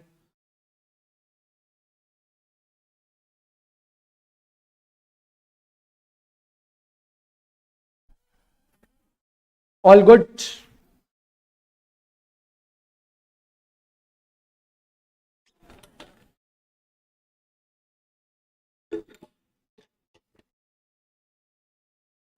आ जाओ बॉस, अब आ जाओ सेकंड पेज पे। तो सेकंड पेज पे हमारे टॉपिक छूट गया था, ये हमने ऑलरेडी कवर कर लिया है। मैं आपको ऑलरेडी बता चुका हूं कि इंडिपेंडेंस ऑफ माइंड रखनी है, इंडिपेंडेंस ऑफ अपीयरेंस। हाँ, क्विज होगा, क्विज होगा, क्विज होगा, टेंशन मत लो, अभी क्विज लेते हैं आपकी। इंडिपेंडेंस ऑफ माइंड भी रखनी है, इंडिपेंडेंस ऑफ अपीयरेंस भी रखनी है, प्लस एथिकल रिक्वायरमेंट से कंप्लाई करना है। सर ये एथिकल रिक्वायरमेंट वही है जो हमने पढ़ी थी कोई प्रोफेशनल में। कोई प्रोफेशनल है जब वो आता है, सर कोई प्रोफेशनल का क्या मतलब है? यार मैं बोल बोल के थक गया, तुम सुन सुन के थक गए, बट तुम्हारे मुंह पे नहीं आया अभी तक। बोलो जल्दी से।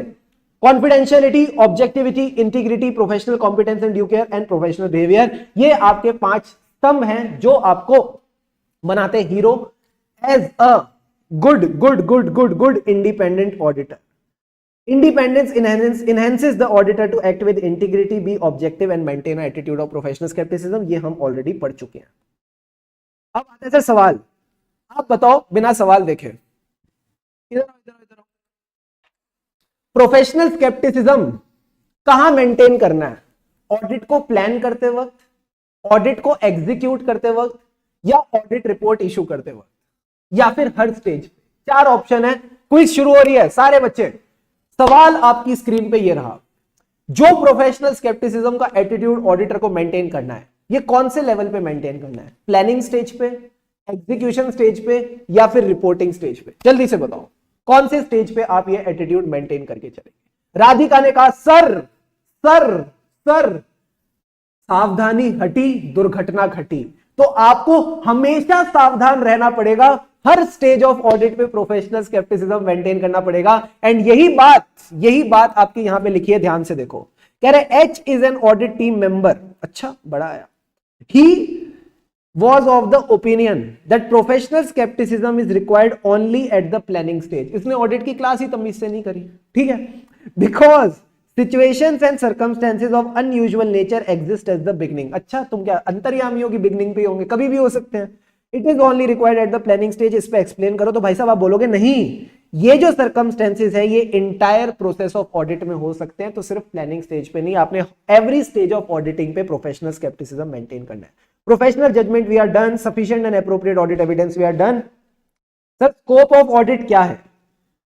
स्कोप ऑफ ऑडिट आओ एक बार इसको भी रीड कर लेते हैं। ब्रैकेट में लिख देना रीड, ताकि अगली बार भी जब आप उठाओ तो आप भी इसको सिर्फ रीड की नजरिए से देखो। क्या कह रहा है? Auditor's opinion on the financial statements deal whether the financial statements are prepared in all material respects as per the FRF। वही लाइन जो हम ऑलरेडी पढ़ चुके हैं। ठीक है सर, मेरा अरे सबका सही था, सबका सही था बाबा, सबका सही था। Such an opinion is common to all the audits of financial statements। ठीक है, auditors opinion does not assure about the future viability of the entity। क्या आप ये बताते हो क्या कि ये एंटिटी हमेशा अच्छे से काम करती रहेगी? नहीं। क्या आप ये बताते हो एंटिटी ने एफिशिएंसी से काम किया, इफेक्टिवनेस से काम किया? नहीं। आप तो बस ये बताते हो कि जो फाइनेंशियल स्टेटमेंट्स हैं ये ठीक से बने हैं कि नहीं। हमने कभी बोला ही नहीं ना कि हम एफिशिएंसी और इफेक्टिवनेस की बात करेंगे, या हम अनुमान लगाएंगे कि एंटिटी जो है ये हमेशा चलती रहेगी एकदम बढ़िया तरीके से। ऐसी तो बात हमने कभी की ही नहीं। तो ये सारी बातें नहीं बोलोगे कि entity will have a future viability. Future viability मतलब it will be going on forever. नहीं, आप ये सारी बातें नहीं लिखेंगे। आप बस इतना बोलेंगे कि हमारे financial statement in all material respects as per the FRF बने। इसके अलावा एक लाइन ज्यादा नहीं। एंड लास्ट पॉइंट क्या कह रहा है? In some cases however applicable laws and regulation may require the auditor to provide opinions on other specific matters such as effectiveness of internal control। बिल्कुल, इसी को हम आईसीएफआर की रिपोर्टिंग कहते हैं। इसी को हम आईसीएफआर की रिपोर्टिंग कहते हैं। इंटरनल कंट्रोल जो एंटिटी के प्रोसेसेस हैं रिगार्डिंग द फाइनेंशियल रिपोर्टिंग। जो एंटिटी फाइनेंशियल स्टेटमेंट्स बना रही है उन्हीं फाइनेंशियल रिपोर्टिंग और फाइनेंशियल स्टेटमेंट्स के लिए जो उन्होंने प्रोसेसेस लगा रखे हैं, हम उनको चेक करते हैं कि वो प्रोसेसेस ठीक है कि नहीं। और the consistency of a separate management report with the financial statement. तो मैनेजमेंट रिपोर्ट वगैरह वाली बात छोड़ दो, बस आप इतना याद रखो कि अगर लॉ और रेगुलेशन कहेगा तो हमको एडिशनल रिपोर्ट्स भी इशू करनी पड़ सकती है। तो स्कोप ऑफ ऑडिट क्या है? आपकी ऑडिट रिपोर्ट। तो जो रिपोर्ट देनी है वो आपने इस चीज को लेके देनी है। इधर देखो, ज्यादा बातें मत सोचो, इधर देखो, इधर देखो। जो आपने रिपोर्ट देनी है वो इस चीज को लेके देने की financial statements have been prepared as per FRF. ये तो बेसिक रिपोर्ट हो गई। अगर जरूरत पड़ी लॉ और रेगुलेशन के कहने पे आपको एक्स्ट्रा रिपोर्टिंग करनी पड़ सकती है। क्या इतनी सी बात क्लियर है? बस इतनी सी बात यहां लिखी और कुछ भी नहीं है। ठीक है सर। लास्ट पॉइंट कहता है SAs include the requirement and guidance in relation to such matters to the extent they are relevant to forming the opinion on financial statement. Auditor would be required to undertake further work if the auditor had additional responsibility to provide the opinion। तो कह रहा है जैसा essays कहेंगे वैसा का वैसा हम करके चलेंगे। इतनी सी बात ध्यान में।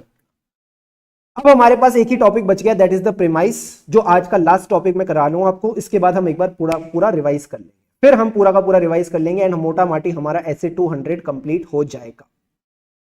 Before we start with the premise topic, I would request everyone to close their eyes. अपनी आंखें बंद कर लो। मैं आपको कोई सरप्राइज नहीं देने वाला, ठीक है? Just close your eyes. Eyes close करने से पहले एक बार चैट बॉक्स में लिख देना eyes close, so that I get to no.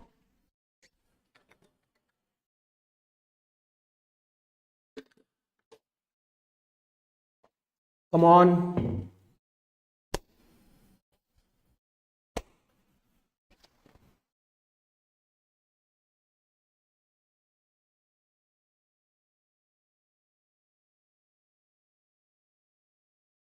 Very good, बहुत बढ़िया, बहुत बढ़िया, बहुत बढ़िया। सारे बच्चे करो भाई, ठीक है? सबको करना है ये चीज।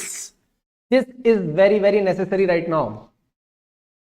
इतने सारे कॉन्सेप्ट्स डाल दिए ना दिमाग में, अब आपको थोड़ा सा खाली भी तो करना है और कॉन्सेप्ट्स डालने के लिए। Yes sir, just keep them closed. बंद रखो आंखों को।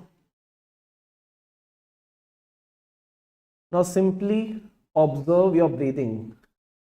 आप अपनी ब्रीदिंग को ऑब्जर्व करेंगे।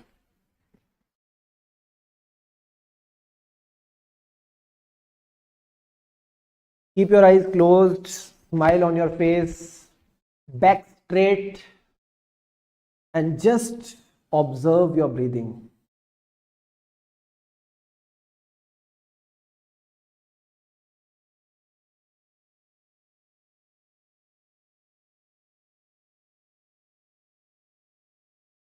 Keep breathing, keep breathing, keep breathing.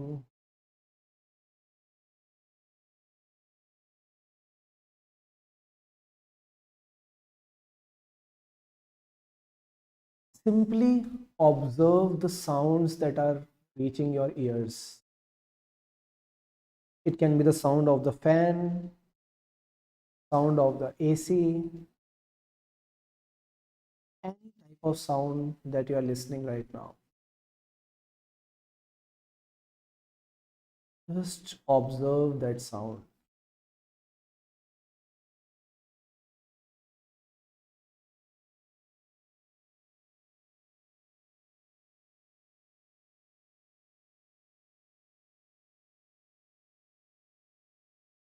Keep breathing, keep breathing, keep breathing. Don't forget to smile.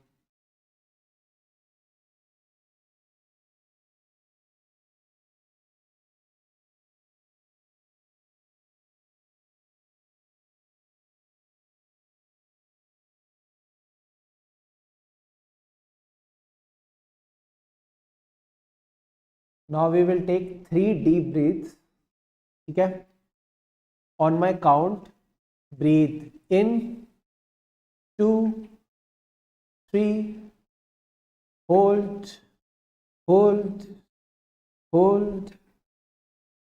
Now slowly, slowly, slowly, slowly, slowly breathe out.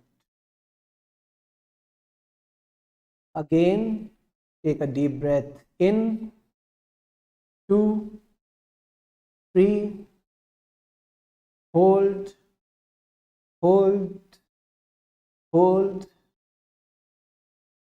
Now slowly, slowly, slowly, slowly breathe out. One more time with a smile on your face. Take a deep breath in, 2, 3, hold, hold, hold. Now slowly, slowly, slowly, slowly breathe out. Keep breathing, keep breathing, keep breathing. With every breath in, your whole body and the mind expands. And with every breath out,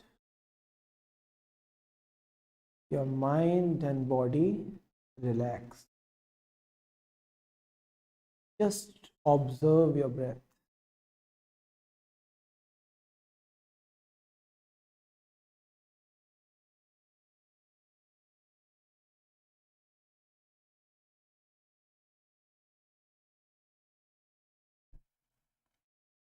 Bring back your attention to the place where you are sitting right now, the chair, the sofa, anywhere you are sitting. Just bring back your attention to that place. Become aware about your surroundings, the walls around you, the ceiling above you, the floor below you. Just come back in the moment.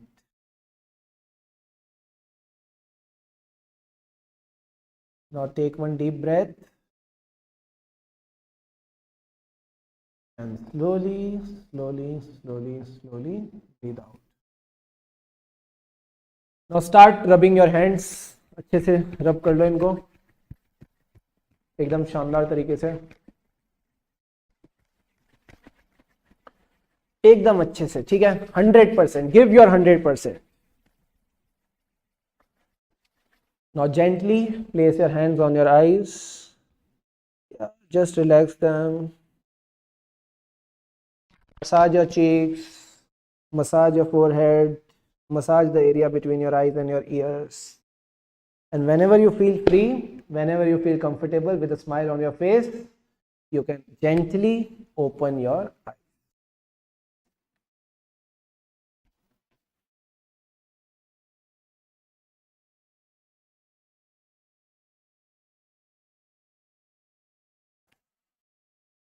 Just relax. पानी के 1-2 घूंट पी लो and then we'll begin with the next topic.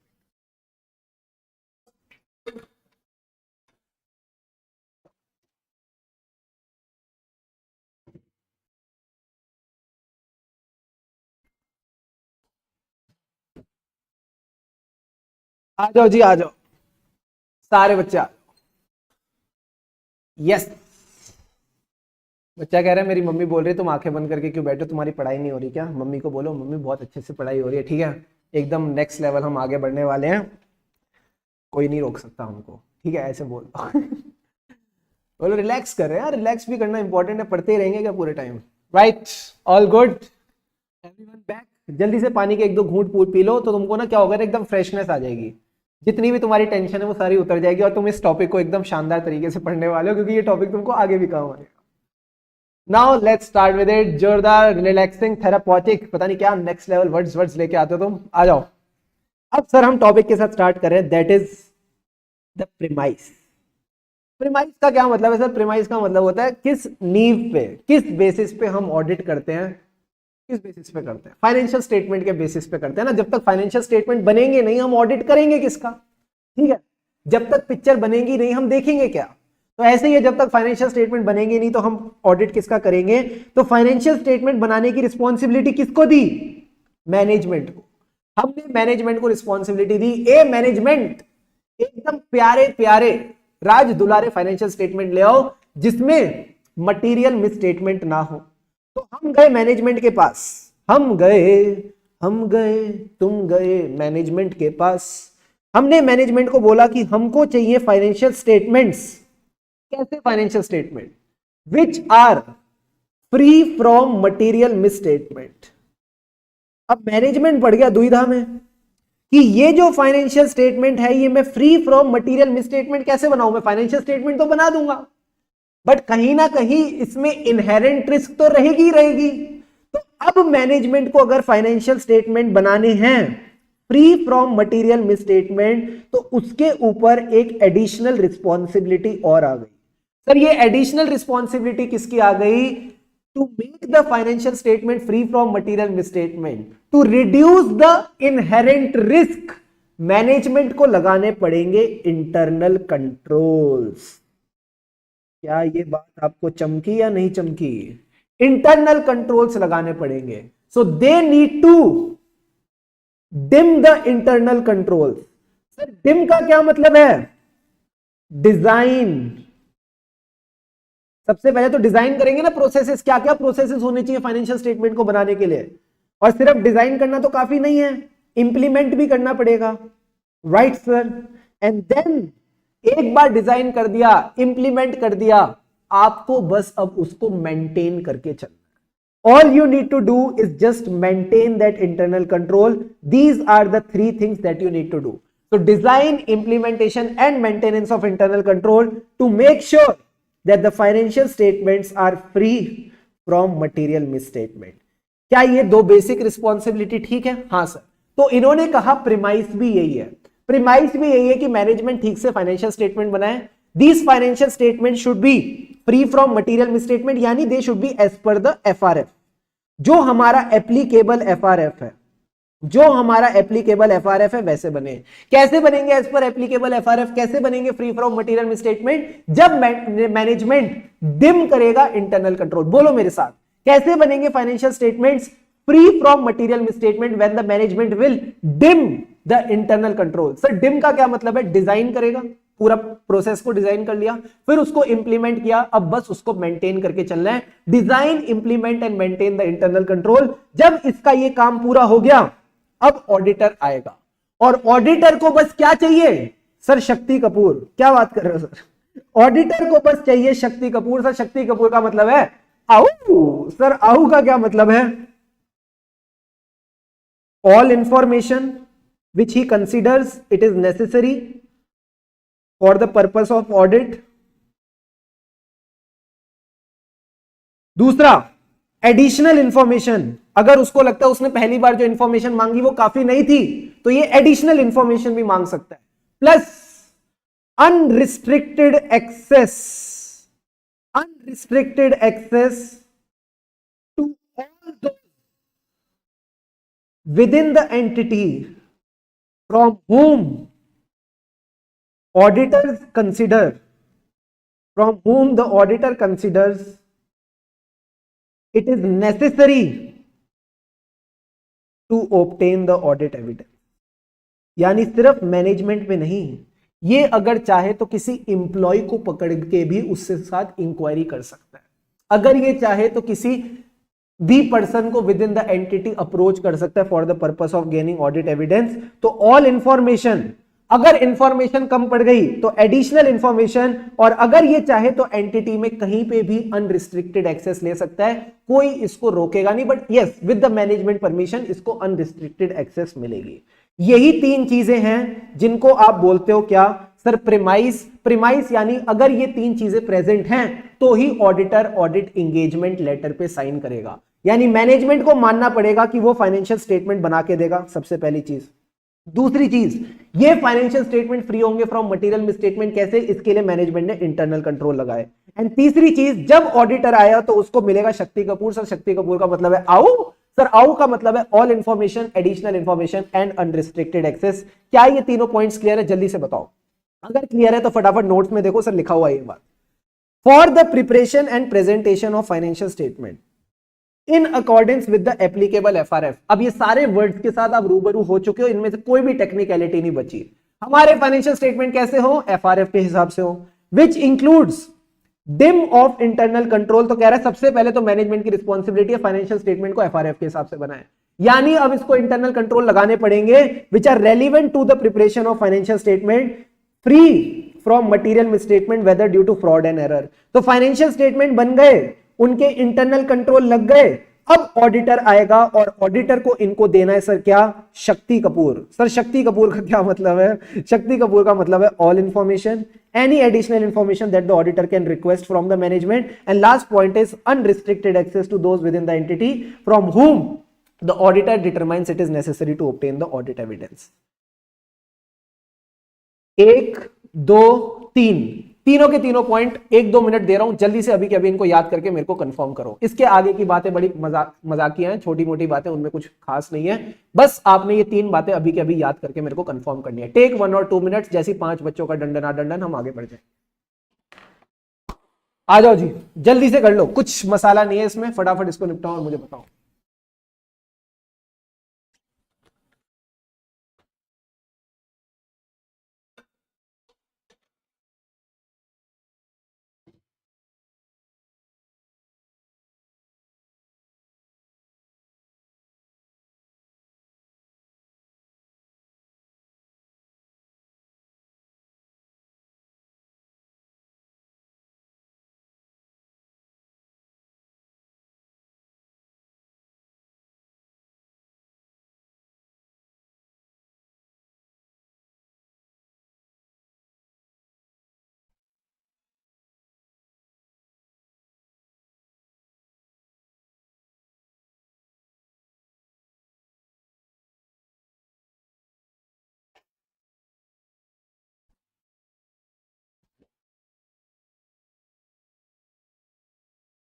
Very good, very good, very good, very good, very good. शानदार दोस्तों, शानदार, मजा आ गया। बहुत बढ़िया, बहुत बढ़िया, बहुत बढ़िया, बहुत बढ़िया। अब आ जाओ सर, लास्ट पार्ट क्या कहता है? As a part of the responsibility for preparation and presentation of financial statement, PPFS का मतलब ऑलरेडी यहां पे लिखा हुआ है, ठीक है, इसको मैं बार बार नहीं लिख सकता, इसलिए मैंने पीपीएफएस लिख रखा है, that is the preparation and presentation of financial statement. इनको क्या करना पड़ेगा? पहले तो एफआरएफ चुनना पड़ेगा। मैंने तुमको चुन लिया, ठीक है, तो एफआरएफ चुनना पड़ेगा, एंड फिर उस एफआरएफ के हिसाब से अपनी preparation and presentation of financial statement करनी पड़ेगी। जो भी एफआरएफ है उसके बारे में बताना पड़ेगा फाइनेंशियल स्टेटमेंट में कि ये हमारा एफआरएफ। तो ये बेसिक पॉइंट है, इनको आप बस रीड करके चलेंगे, इसमें और भी कुछ मसाला नहीं है, ठीक है sir. The preparation of financial statement requires the management to exercise the judgement in making the accounting estimate. जैसे हमको तो पता ही नहीं था, ये जो अकाउंटिंग एस्टीमेट्स है इनके अंदर पर एक क्वालिटी होनी चाहिए, ये रीजनेबल होने चाहिए। यानी अगर मैं कोई प्रोविजन बना रहा हूं, अगर मैं कोई प्रोविजन बना रहा हूं, मैं कोई एस्टीमेट बना रहा हूं, that amount should be reasonable in the light of circumstances. Suppose मेरा कोई कोर्ट का केस चल रहा है, छोटा सा एग्जांपल ले देते प्यारा। सपोज मेरा कोई कोर्ट का केस चल रहा है और उस कोर्ट के केस में जो लीगल मेरी पार्टी है, जो लीगल मेरा बंदा है, एडवोकेट है, उसका ये मानना है कि जो पेनल्टी है, that penalty will be late से 5 करोड़ रुपीस। पर जो मैंने प्रोविजन बनाया है that provision is only 50,000 rupees. क्या ये रीजनेबल है? 5 करोड़ की पेनल्टी पे 50,000 का रिस्क, क्या भाई, क्या क्या बनाया, क्यों ही बनाया है? तो दिस इज कंसिडर्ड अनरीजनेबल। तो जो भी आपका अकाउंटिंग एस्टिमेट है that should be reasonable. Second point, accounting policy, जो भी अकाउंटिंग पॉलिसी है that should be appropriate as per the circumstances. यानी अगर आपने अपने फाइनेंशियल स्टेटमेंट गोइंग कंसर्न के हिसाब से बनाए हैं, going concern should be appropriate. Sir going concern should be appropriate यानी जो एंटिटी है it should be able to continue its operations for a foreseeable future. Sir foreseeable future यानी entity चलती जाएगी, there is no material uncertainty, कोई दिक्कत की बात नहीं है, एंटिटी एकदम बढ़िया तरीके से काम कर रही है। तो आपने अकाउंटिंग पॉलिसी भी एप्रोप्रिएट रखनी है, अकाउंटिंग एस्टिमेट रीजनेबल रखने, बस इतनी सी बात आपने याद रखनी है। एंड लास्ट में इन्होंने क्या कहा, financial statement should meet the common financial information needs of the wide range of users. अगर हम जनरल पर्पस फाइनेंशियल स्टेटमेंट की बात करें, यही हमारे कोर्स में है, यही हमारे कोर्स में हम जनरल पर्पस की बात करते हैं, हम स्पेशल पर्पस की बात भी नहीं कर रहे। स्पेशल पर्पस बनाए जाते हैं किसी एक पर्टिकुलर व्यक्ति के लिए या एक पर्टिकुलर ग्रुप ऑफ पीपल के लिए, तो उसकी हम कभी बात भी नहीं करेंगे। Special purpose financial statement is for the specific users, we are talking about the financial statement जिनको हम क्रिएट करते हैं for a wide range of users, जो हर कोई यूज करता है, जो कंपनीज जनरली बनाती भी है। बस इतनी सी बात आपने समझनी है। इनहेरेंट लिमिटेशंस वाला टॉपिक हम कर चुके हैं। और इसमें क्या रह जाता है, conduct of audit in accordance with standards on auditing. इसमें अगर मैं आपको इसका सार बताऊं ना, मैं आपको इसकी अगर समरी बताऊं, ठीक है, इसकी समरी बस यही कहती है जो यहां पे लिखा है कि आपने अपना ऑडिट स्टैंडर्ड ऑन ऑडिटिंग के हिसाब से किया। अगर आपने पूरा ऑडिट का जो प्रोसेस है, अगर आपने जो अपना पूरा का पूरा ऑडिट का प्रोसेस है वो आपने स्टैंडर्ड ऑन ऑडिटिंग के हिसाब से किया है, यानी आपके जो ऑडिट प्रोसीजर है वो स्टैंडर्ड ऑन ऑडिटिंग के हिसाब से है, जो एविडेंस है वो सफिशिएंट एंड एप्रोप्रिएट है, और उस एविडेंस के बेसिस पे जो आपने कंक्लूजन निकाला है अपनी ऑडिट रिपोर्ट में वो भी आपका स्टैंडर्ड ऑन ऑडिटिंग के हिसाब से है। अगर स्टैंडर्ड ऑन ऑडिटिंग के हिसाब से ऑडिट किया है, यानी ऑडिट प्रोसीजर्स, लिख लो इसको, ऑडिट प्रोसीजर्स, उन ऑडिट प्रोसीजर से जो आपने एविडेंस इकट्ठा किया और उसके बेसिस पे जो आपने रिपोर्टिंग करी, अगर ये तीनों चीजें स्टैंडर्ड ऑन ऑडिटिंग के हिसाब से, इसका मतलब आपका ऑडिट स्टैंडर्ड ऑन ऑडिटिंग के हिसाब से। इसके ऊपर जो पॉइंट्स लिखे हुए हैं 5 मिनट लगेंगे, आ जाओ रीड कर लेते हैं। Comply with the SAs which are relevant to the audit, कह रहे जो जो ऐसे आपके लिए रेलिवेंट है उससे कंप्लाई करो। एंड ऐसे रेलिवेंट कब है, जब जो ऐसे वो इफेक्ट में है, यानी आईसीआई ने उस ऐसे को इशू कर रखा है, plus circumstances addressed by the essay exist। जैसे कि अगर मैं 505 की बात करूं, ऐसे 505 सर किसकी बात करता है, एक्सटर्नल कंफर्मेशन की। एक्सटर्नल कंफर्मेशन कहता है अगर आपके पास कोई डेटर है तो आप एक्सटर्नल कंफर्मेशन ले लो, क्रेडिटर है तो एक्सटर्नल कंफर्मेशन ले लो, बैंक बैलेंस है तो एक्सटर्नल कंफर्मेशन ले लो, यानी जो भी ऐसे बैलेंसेस है जिसको आप किसी से कंफर्म कर सकते हो थर्ड पार्टी से, वहां पे आप ऐसे 505 अप्लाई कर लो। बस रीडिंग वाले पॉइंट्स हैं, इनको बस रीड करेंगे, कुछ मसाला नहीं है ज्यादा। Auditor shall have an understanding of the entire text of the essay including the application। पूरे ऐसे को आपको समझ के चलना है। ऐसे में क्या होता है ना, ऐसे 2 भागों में बटा होता है। जो भी ऐसे होता है उसका पहले तो पार्ट लिखा होता है जो मेन ऐसे होता है, उन ऐसे को एक्सप्लेन करने के लिए ये एप्लीकेशन मटेरियल डालते हैं ऐसे के बाद। वो एप्लीकेशन मटेरियल को आपने इग्नोर नहीं करना, उसको भी रीड करके चलना है, बस ये बात बोली है। Auditor shall not present the compliance with ऐसे अनलेस उसने सारी रिक्वायरमेंट्स के साथ कंप्लाई किया। जब तक आप सारी रिक्वायरमेंट्स के साथ कंप्लाई नहीं करते हम नहीं मानेंगे आप ऐसे के साथ कंप्लाई करते। ठीक है, नेक्स्ट क्लास इज कॉलिंग, बस होने वाला है, 2 minute please 2 minute. Objective stated in the ऐसे, आपने अपना ओवरऑल ऑब्जेक्टिव अचीव करना है। सर ओवरऑल ऑब्जेक्टिव क्या है, जो मैंने आपको 200 में बताया, पहले तो रीजनेबल एश्योरेंस कि वो financial statements are free from material misstatement whether due to fraud और ड्यू टू एरर, एंड फिर आप अपना ओपिनियन दोगे, प्लस आप इसमें रिपोर्ट इशू करोगे। इस ओवरऑल ऑब्जेक्टिव को अचीव करने के लिए आपको इंडिविजुअल एसेज के रेलिवेंट ऑब्जेक्टिव्स को अचीव करके चलना पड़ेगा। जो भी एसेज है रेलिवेंट उनके ऑब्जेक्टिव्स को अचीव करोगे तो कहीं ना कहीं आपका ओवरऑल ऑब्जेक्टिव भी अचीव हो जाएगा। ठीक है, having regard to the interrelationship among SAs, determine if any audit procedure in addition to that required by essays is necessary, plus evaluate कर लेना कि sufficient and appropriate evidence मिल गया। अगर sufficient and appropriate evidence मिल गया यानी आपको reasonable assurance मिल गई है। That's all about it. Last के 2 पॉइंट्स, बस लास्ट के 2 पॉइंट्स। आ जाओ आ जाओ आ जाओ, इधर देखो। Auditor shall comply with each requirement of the essay unless the circumstances of the audit essay is not relevant. जैसे एक ऐसे 610 है which is regarding the use of internal auditor. अगर आप इंटरनल ऑडिटर का काम यूज करते हो अपने ऑडिट में तो ऐसे 610 एप्लीकेबल होता है, बट अगर एंटिटी के पास इंटरनल ऑडिट ही नहीं है तो फिर ऐसे 610 की कोई काम ही नहीं है। ठीक है sir. There is a conditional requirement and the condition doesn't exist. Sir conditional requirement का क्या मतलब है? अगेन आप इस तरह से इसको ले सकते हो कि वो जो ऐसे है, सपोज हम किसी ऐसे को उठा लेते हैं, कंडीशनल रिक्वायरमेंट वाला कौन सा ऐसे उठाएं हम आपके लिए?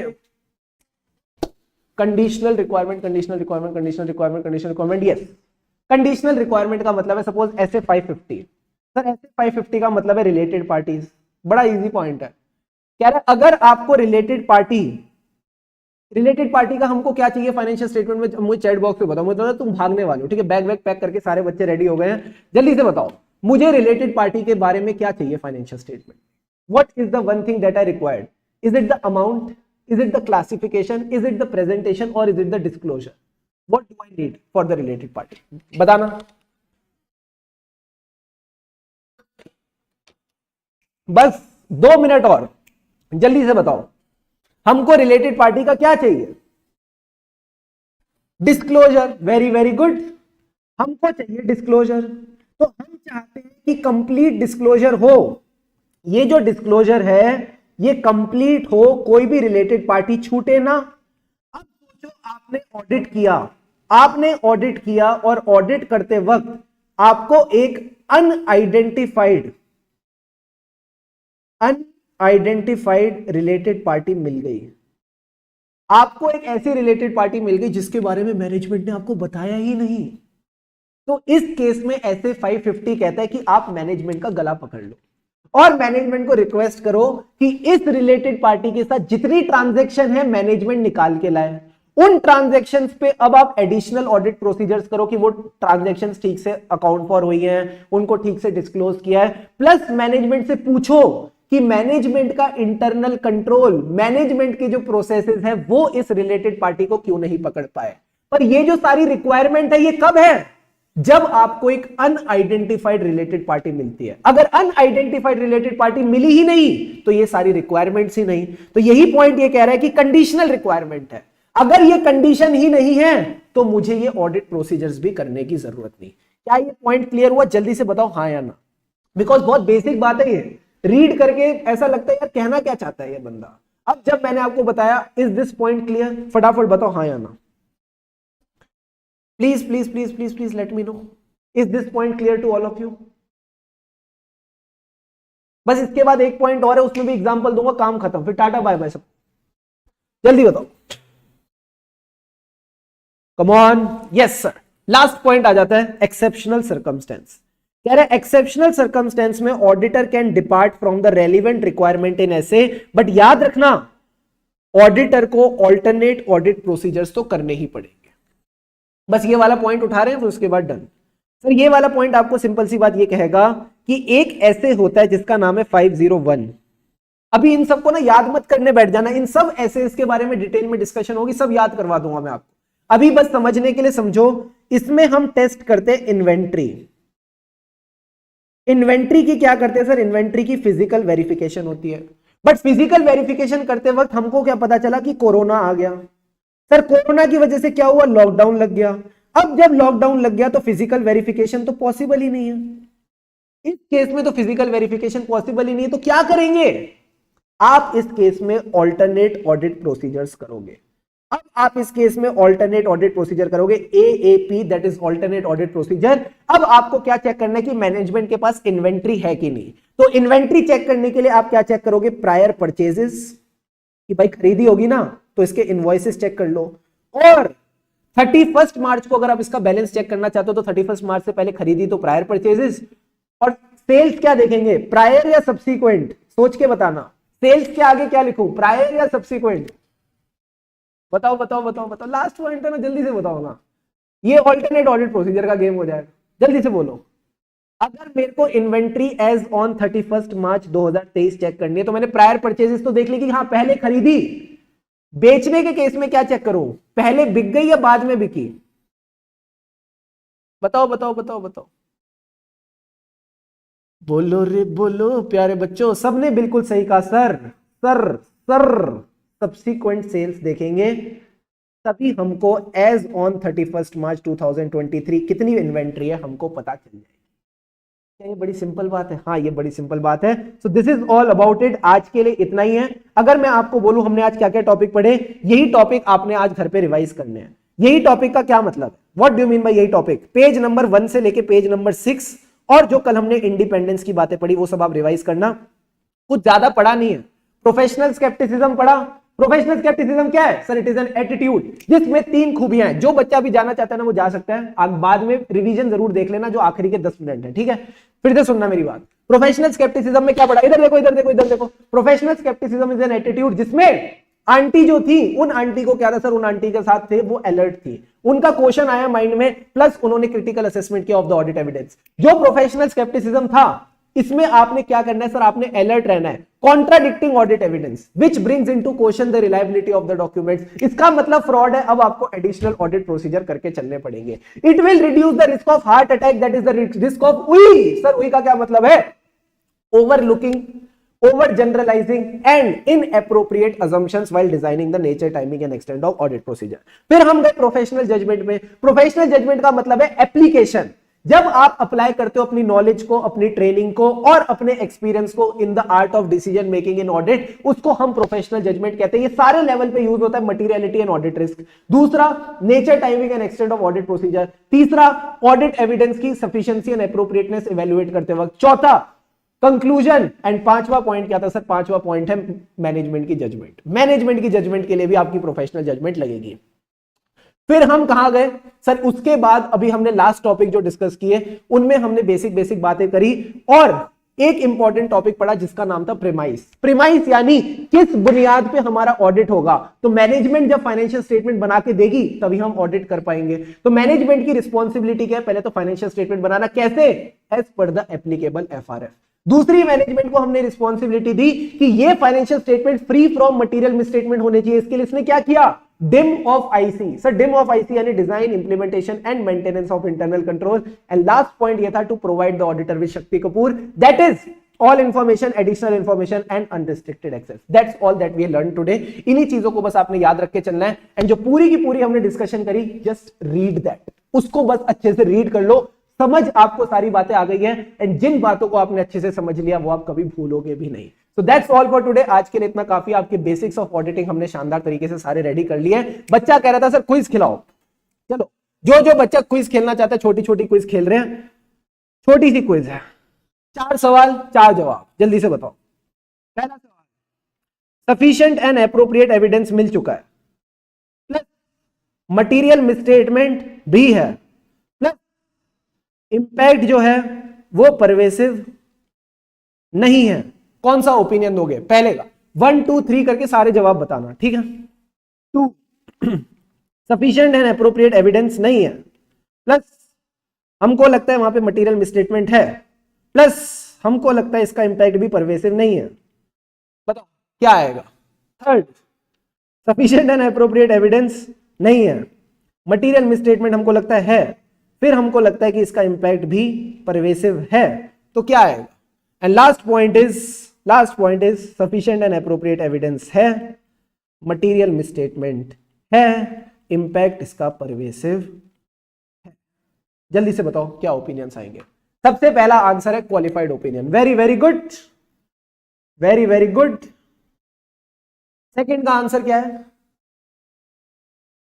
भाई साहब पहले का आपने अनमॉडिफाइड कैसे दे दिया? ओ भाई, ओ इधर, ओ गुरु, क्या कर रहे हो मेरे दोस्त? अनमॉडिफाइड कैसे दे दिया पहले का? भाई मेरे भाई अलादीन, यहां पे आपका इंपैक्ट परवेसिव नहीं है तो क्वालिफाइड आएगा ना, और मटेरियल मिसस्टेटमेंट है, कैसे अनमॉडिफाइड दे रहे हो? सेकंड का आंसर मैं बताता हूं किस किसने सही दिया है। सेकंड का आंसर अतुल ने ठीक दिया, और आदित्य ने बिल्कुल सही दिया। सेकंड का आंसर बताना जरा, मेरे को लग रहा है सेकंड में बच्चों ने करी है गड़बड़। जिसने गड़बड़ करी है वो सबका गला पकड़ूंगा। रीमा कह रही है अनमॉडिफाइड। रीमा कैसे रीमा जी अनमॉडिफाइड कैसे दे दोगे जब मटेरियल मिसस्टेटमेंट है? कैसे कैसे कैसे? चल भाई साहब, सफिशिएंट एंड एप्रोप्रिएट एविडेंस नहीं है हमारे पास, तो एडवर्स तो आ ही नहीं सकता। बोलो बोलो बोलो बोलो बोलो बोलो बोलो रे बोलो प्यारे बच्चों। सेकंड का कह रहे डिस्क्लेम कर दो। वेरी वेरी गुड, सेकंड का डिस्क्लेम कर दो। कौन कौन बच्चा कह रहे सेकंड का डिस्क्लेम कर दो? सारे सामने हो। कौन कौन बच्चा कह रहे सेकंड का डिस्क्लेम होना चाहिए? जल्दी से आओ, सारे आ यहां पे आओ सारे के सारे। किस किस को लगता है सेकंड का डिस्क्लेमर होना चाहिए? एक एलिमेंट ऑफ फाइनेंशियल स्टेटमेंट का तुमको एविडेंस नहीं मिला, तुम ओपिनियन देने से मना कर दो? तुमको सिर्फ एक छोटे सा लोन था, माना लोन मटेरियल था, बट परवेसिव तो नहीं है, परवेसिव तो नहीं है, तो तुम क्या बोलोगे? मैं ओपिनियन ही नहीं दूंगा? बोलो बोलो भाई साहब, आप ओपिनियन कैसे नहीं दोगे? आपको ओपिनियन देना पड़ेगा। इस केस में आप क्वालिफाइड ओपिनियन देके चलेंगे, इस केस में आप क्वालिफाइड ओपिनियन देके चलेंगे।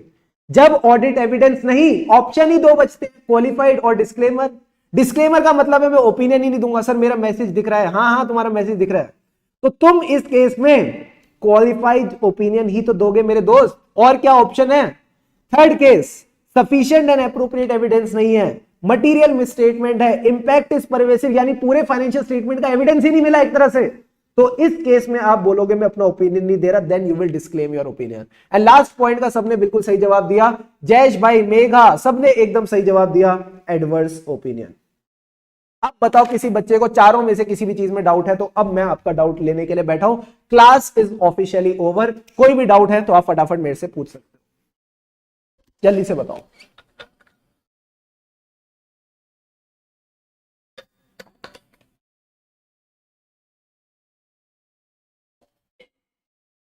आ जाओ जी, आ जाओ आ जाओ। वेरी गुड आर्यन, बहुत बढ़िया। सर फर्स्ट वाला क्वेश्चन एक्सप्लेन कर दो, क्या बताओ, क्या आना चाहिए आपके हिसाब से ओपिनियन? फर्स्ट वाले में आपके हिसाब से क्या ओपिनियन आना चाहिए? आदित्य आप मेरे को बताओ, मैं तो एक्सप्लेन कर दूंगा, आप बताओ ना आपके हिसाब से क्या आना चाहिए था?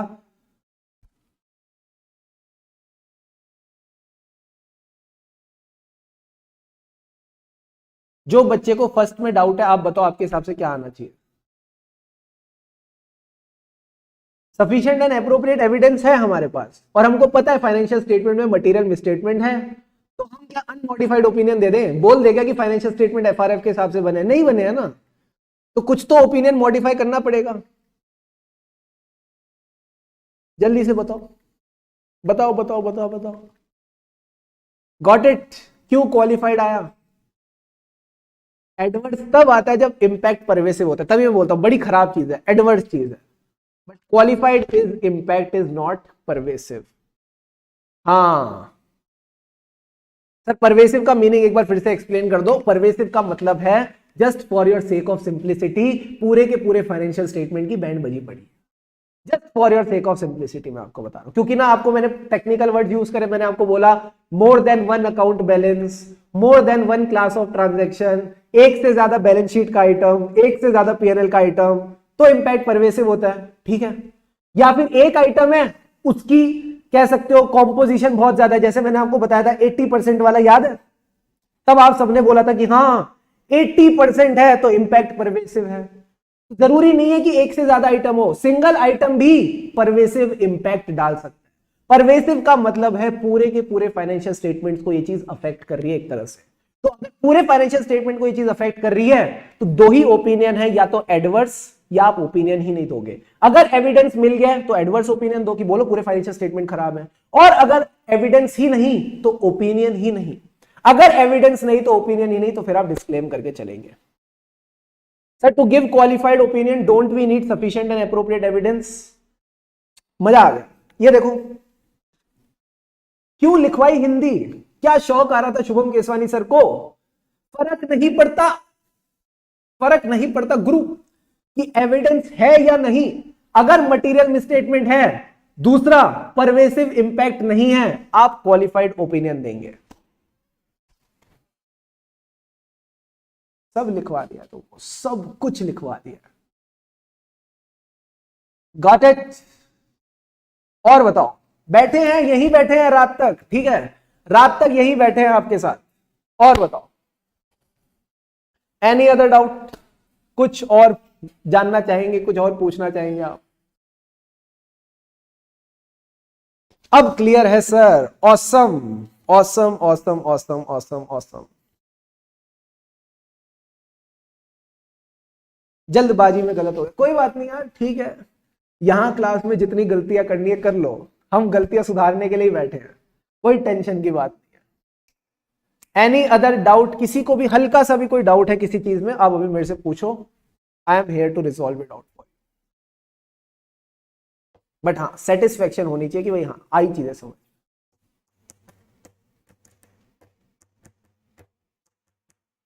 मजा आ गया सर ऑडिट पढ़ के, बहुत बढ़िया, बहुत बढ़िया, बहुत बढ़िया, बहुत बढ़िया।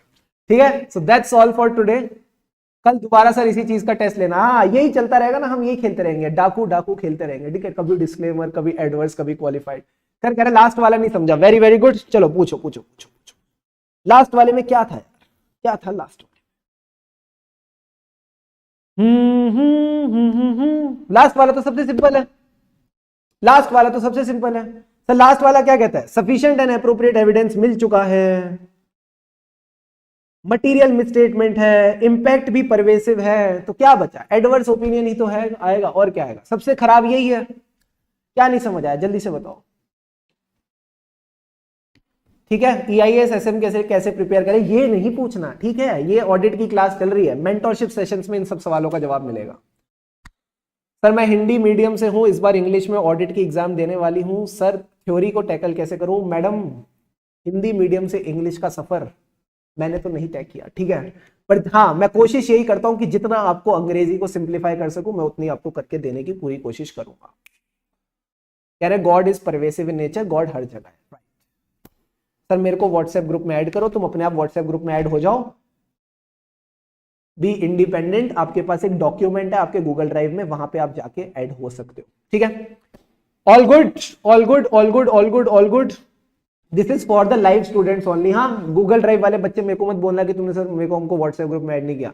लाइव वाले बच्चों के लिए बता रहा हूं, जस्ट बिकॉज आपको अपडेट्स देनी होती है कि क्लास कब है, ठीक है, कब कौन सा सेशन है, इसके लिए मैं आपको बोल रहा हूं कि आपको लाइव व्हाट्सएप ग्रुप में ऐड करने के लिए आप अपना डॉक्यूमेंट रेफर करो गूगल ड्राइव पे, वहां से आप हो जाओगे। तो दैट्स ऑल फॉर टुडे दोस्तों। आई थिंक यहां पे सारी बातें आपकी क्लियर हो जाती है। किसी को कोई भी डाउट है तो आप मेरे को पूछो, वरना अपन चलते हैं। डन डनाडन done, all good, all good, all good, all good, all good, all good. चलो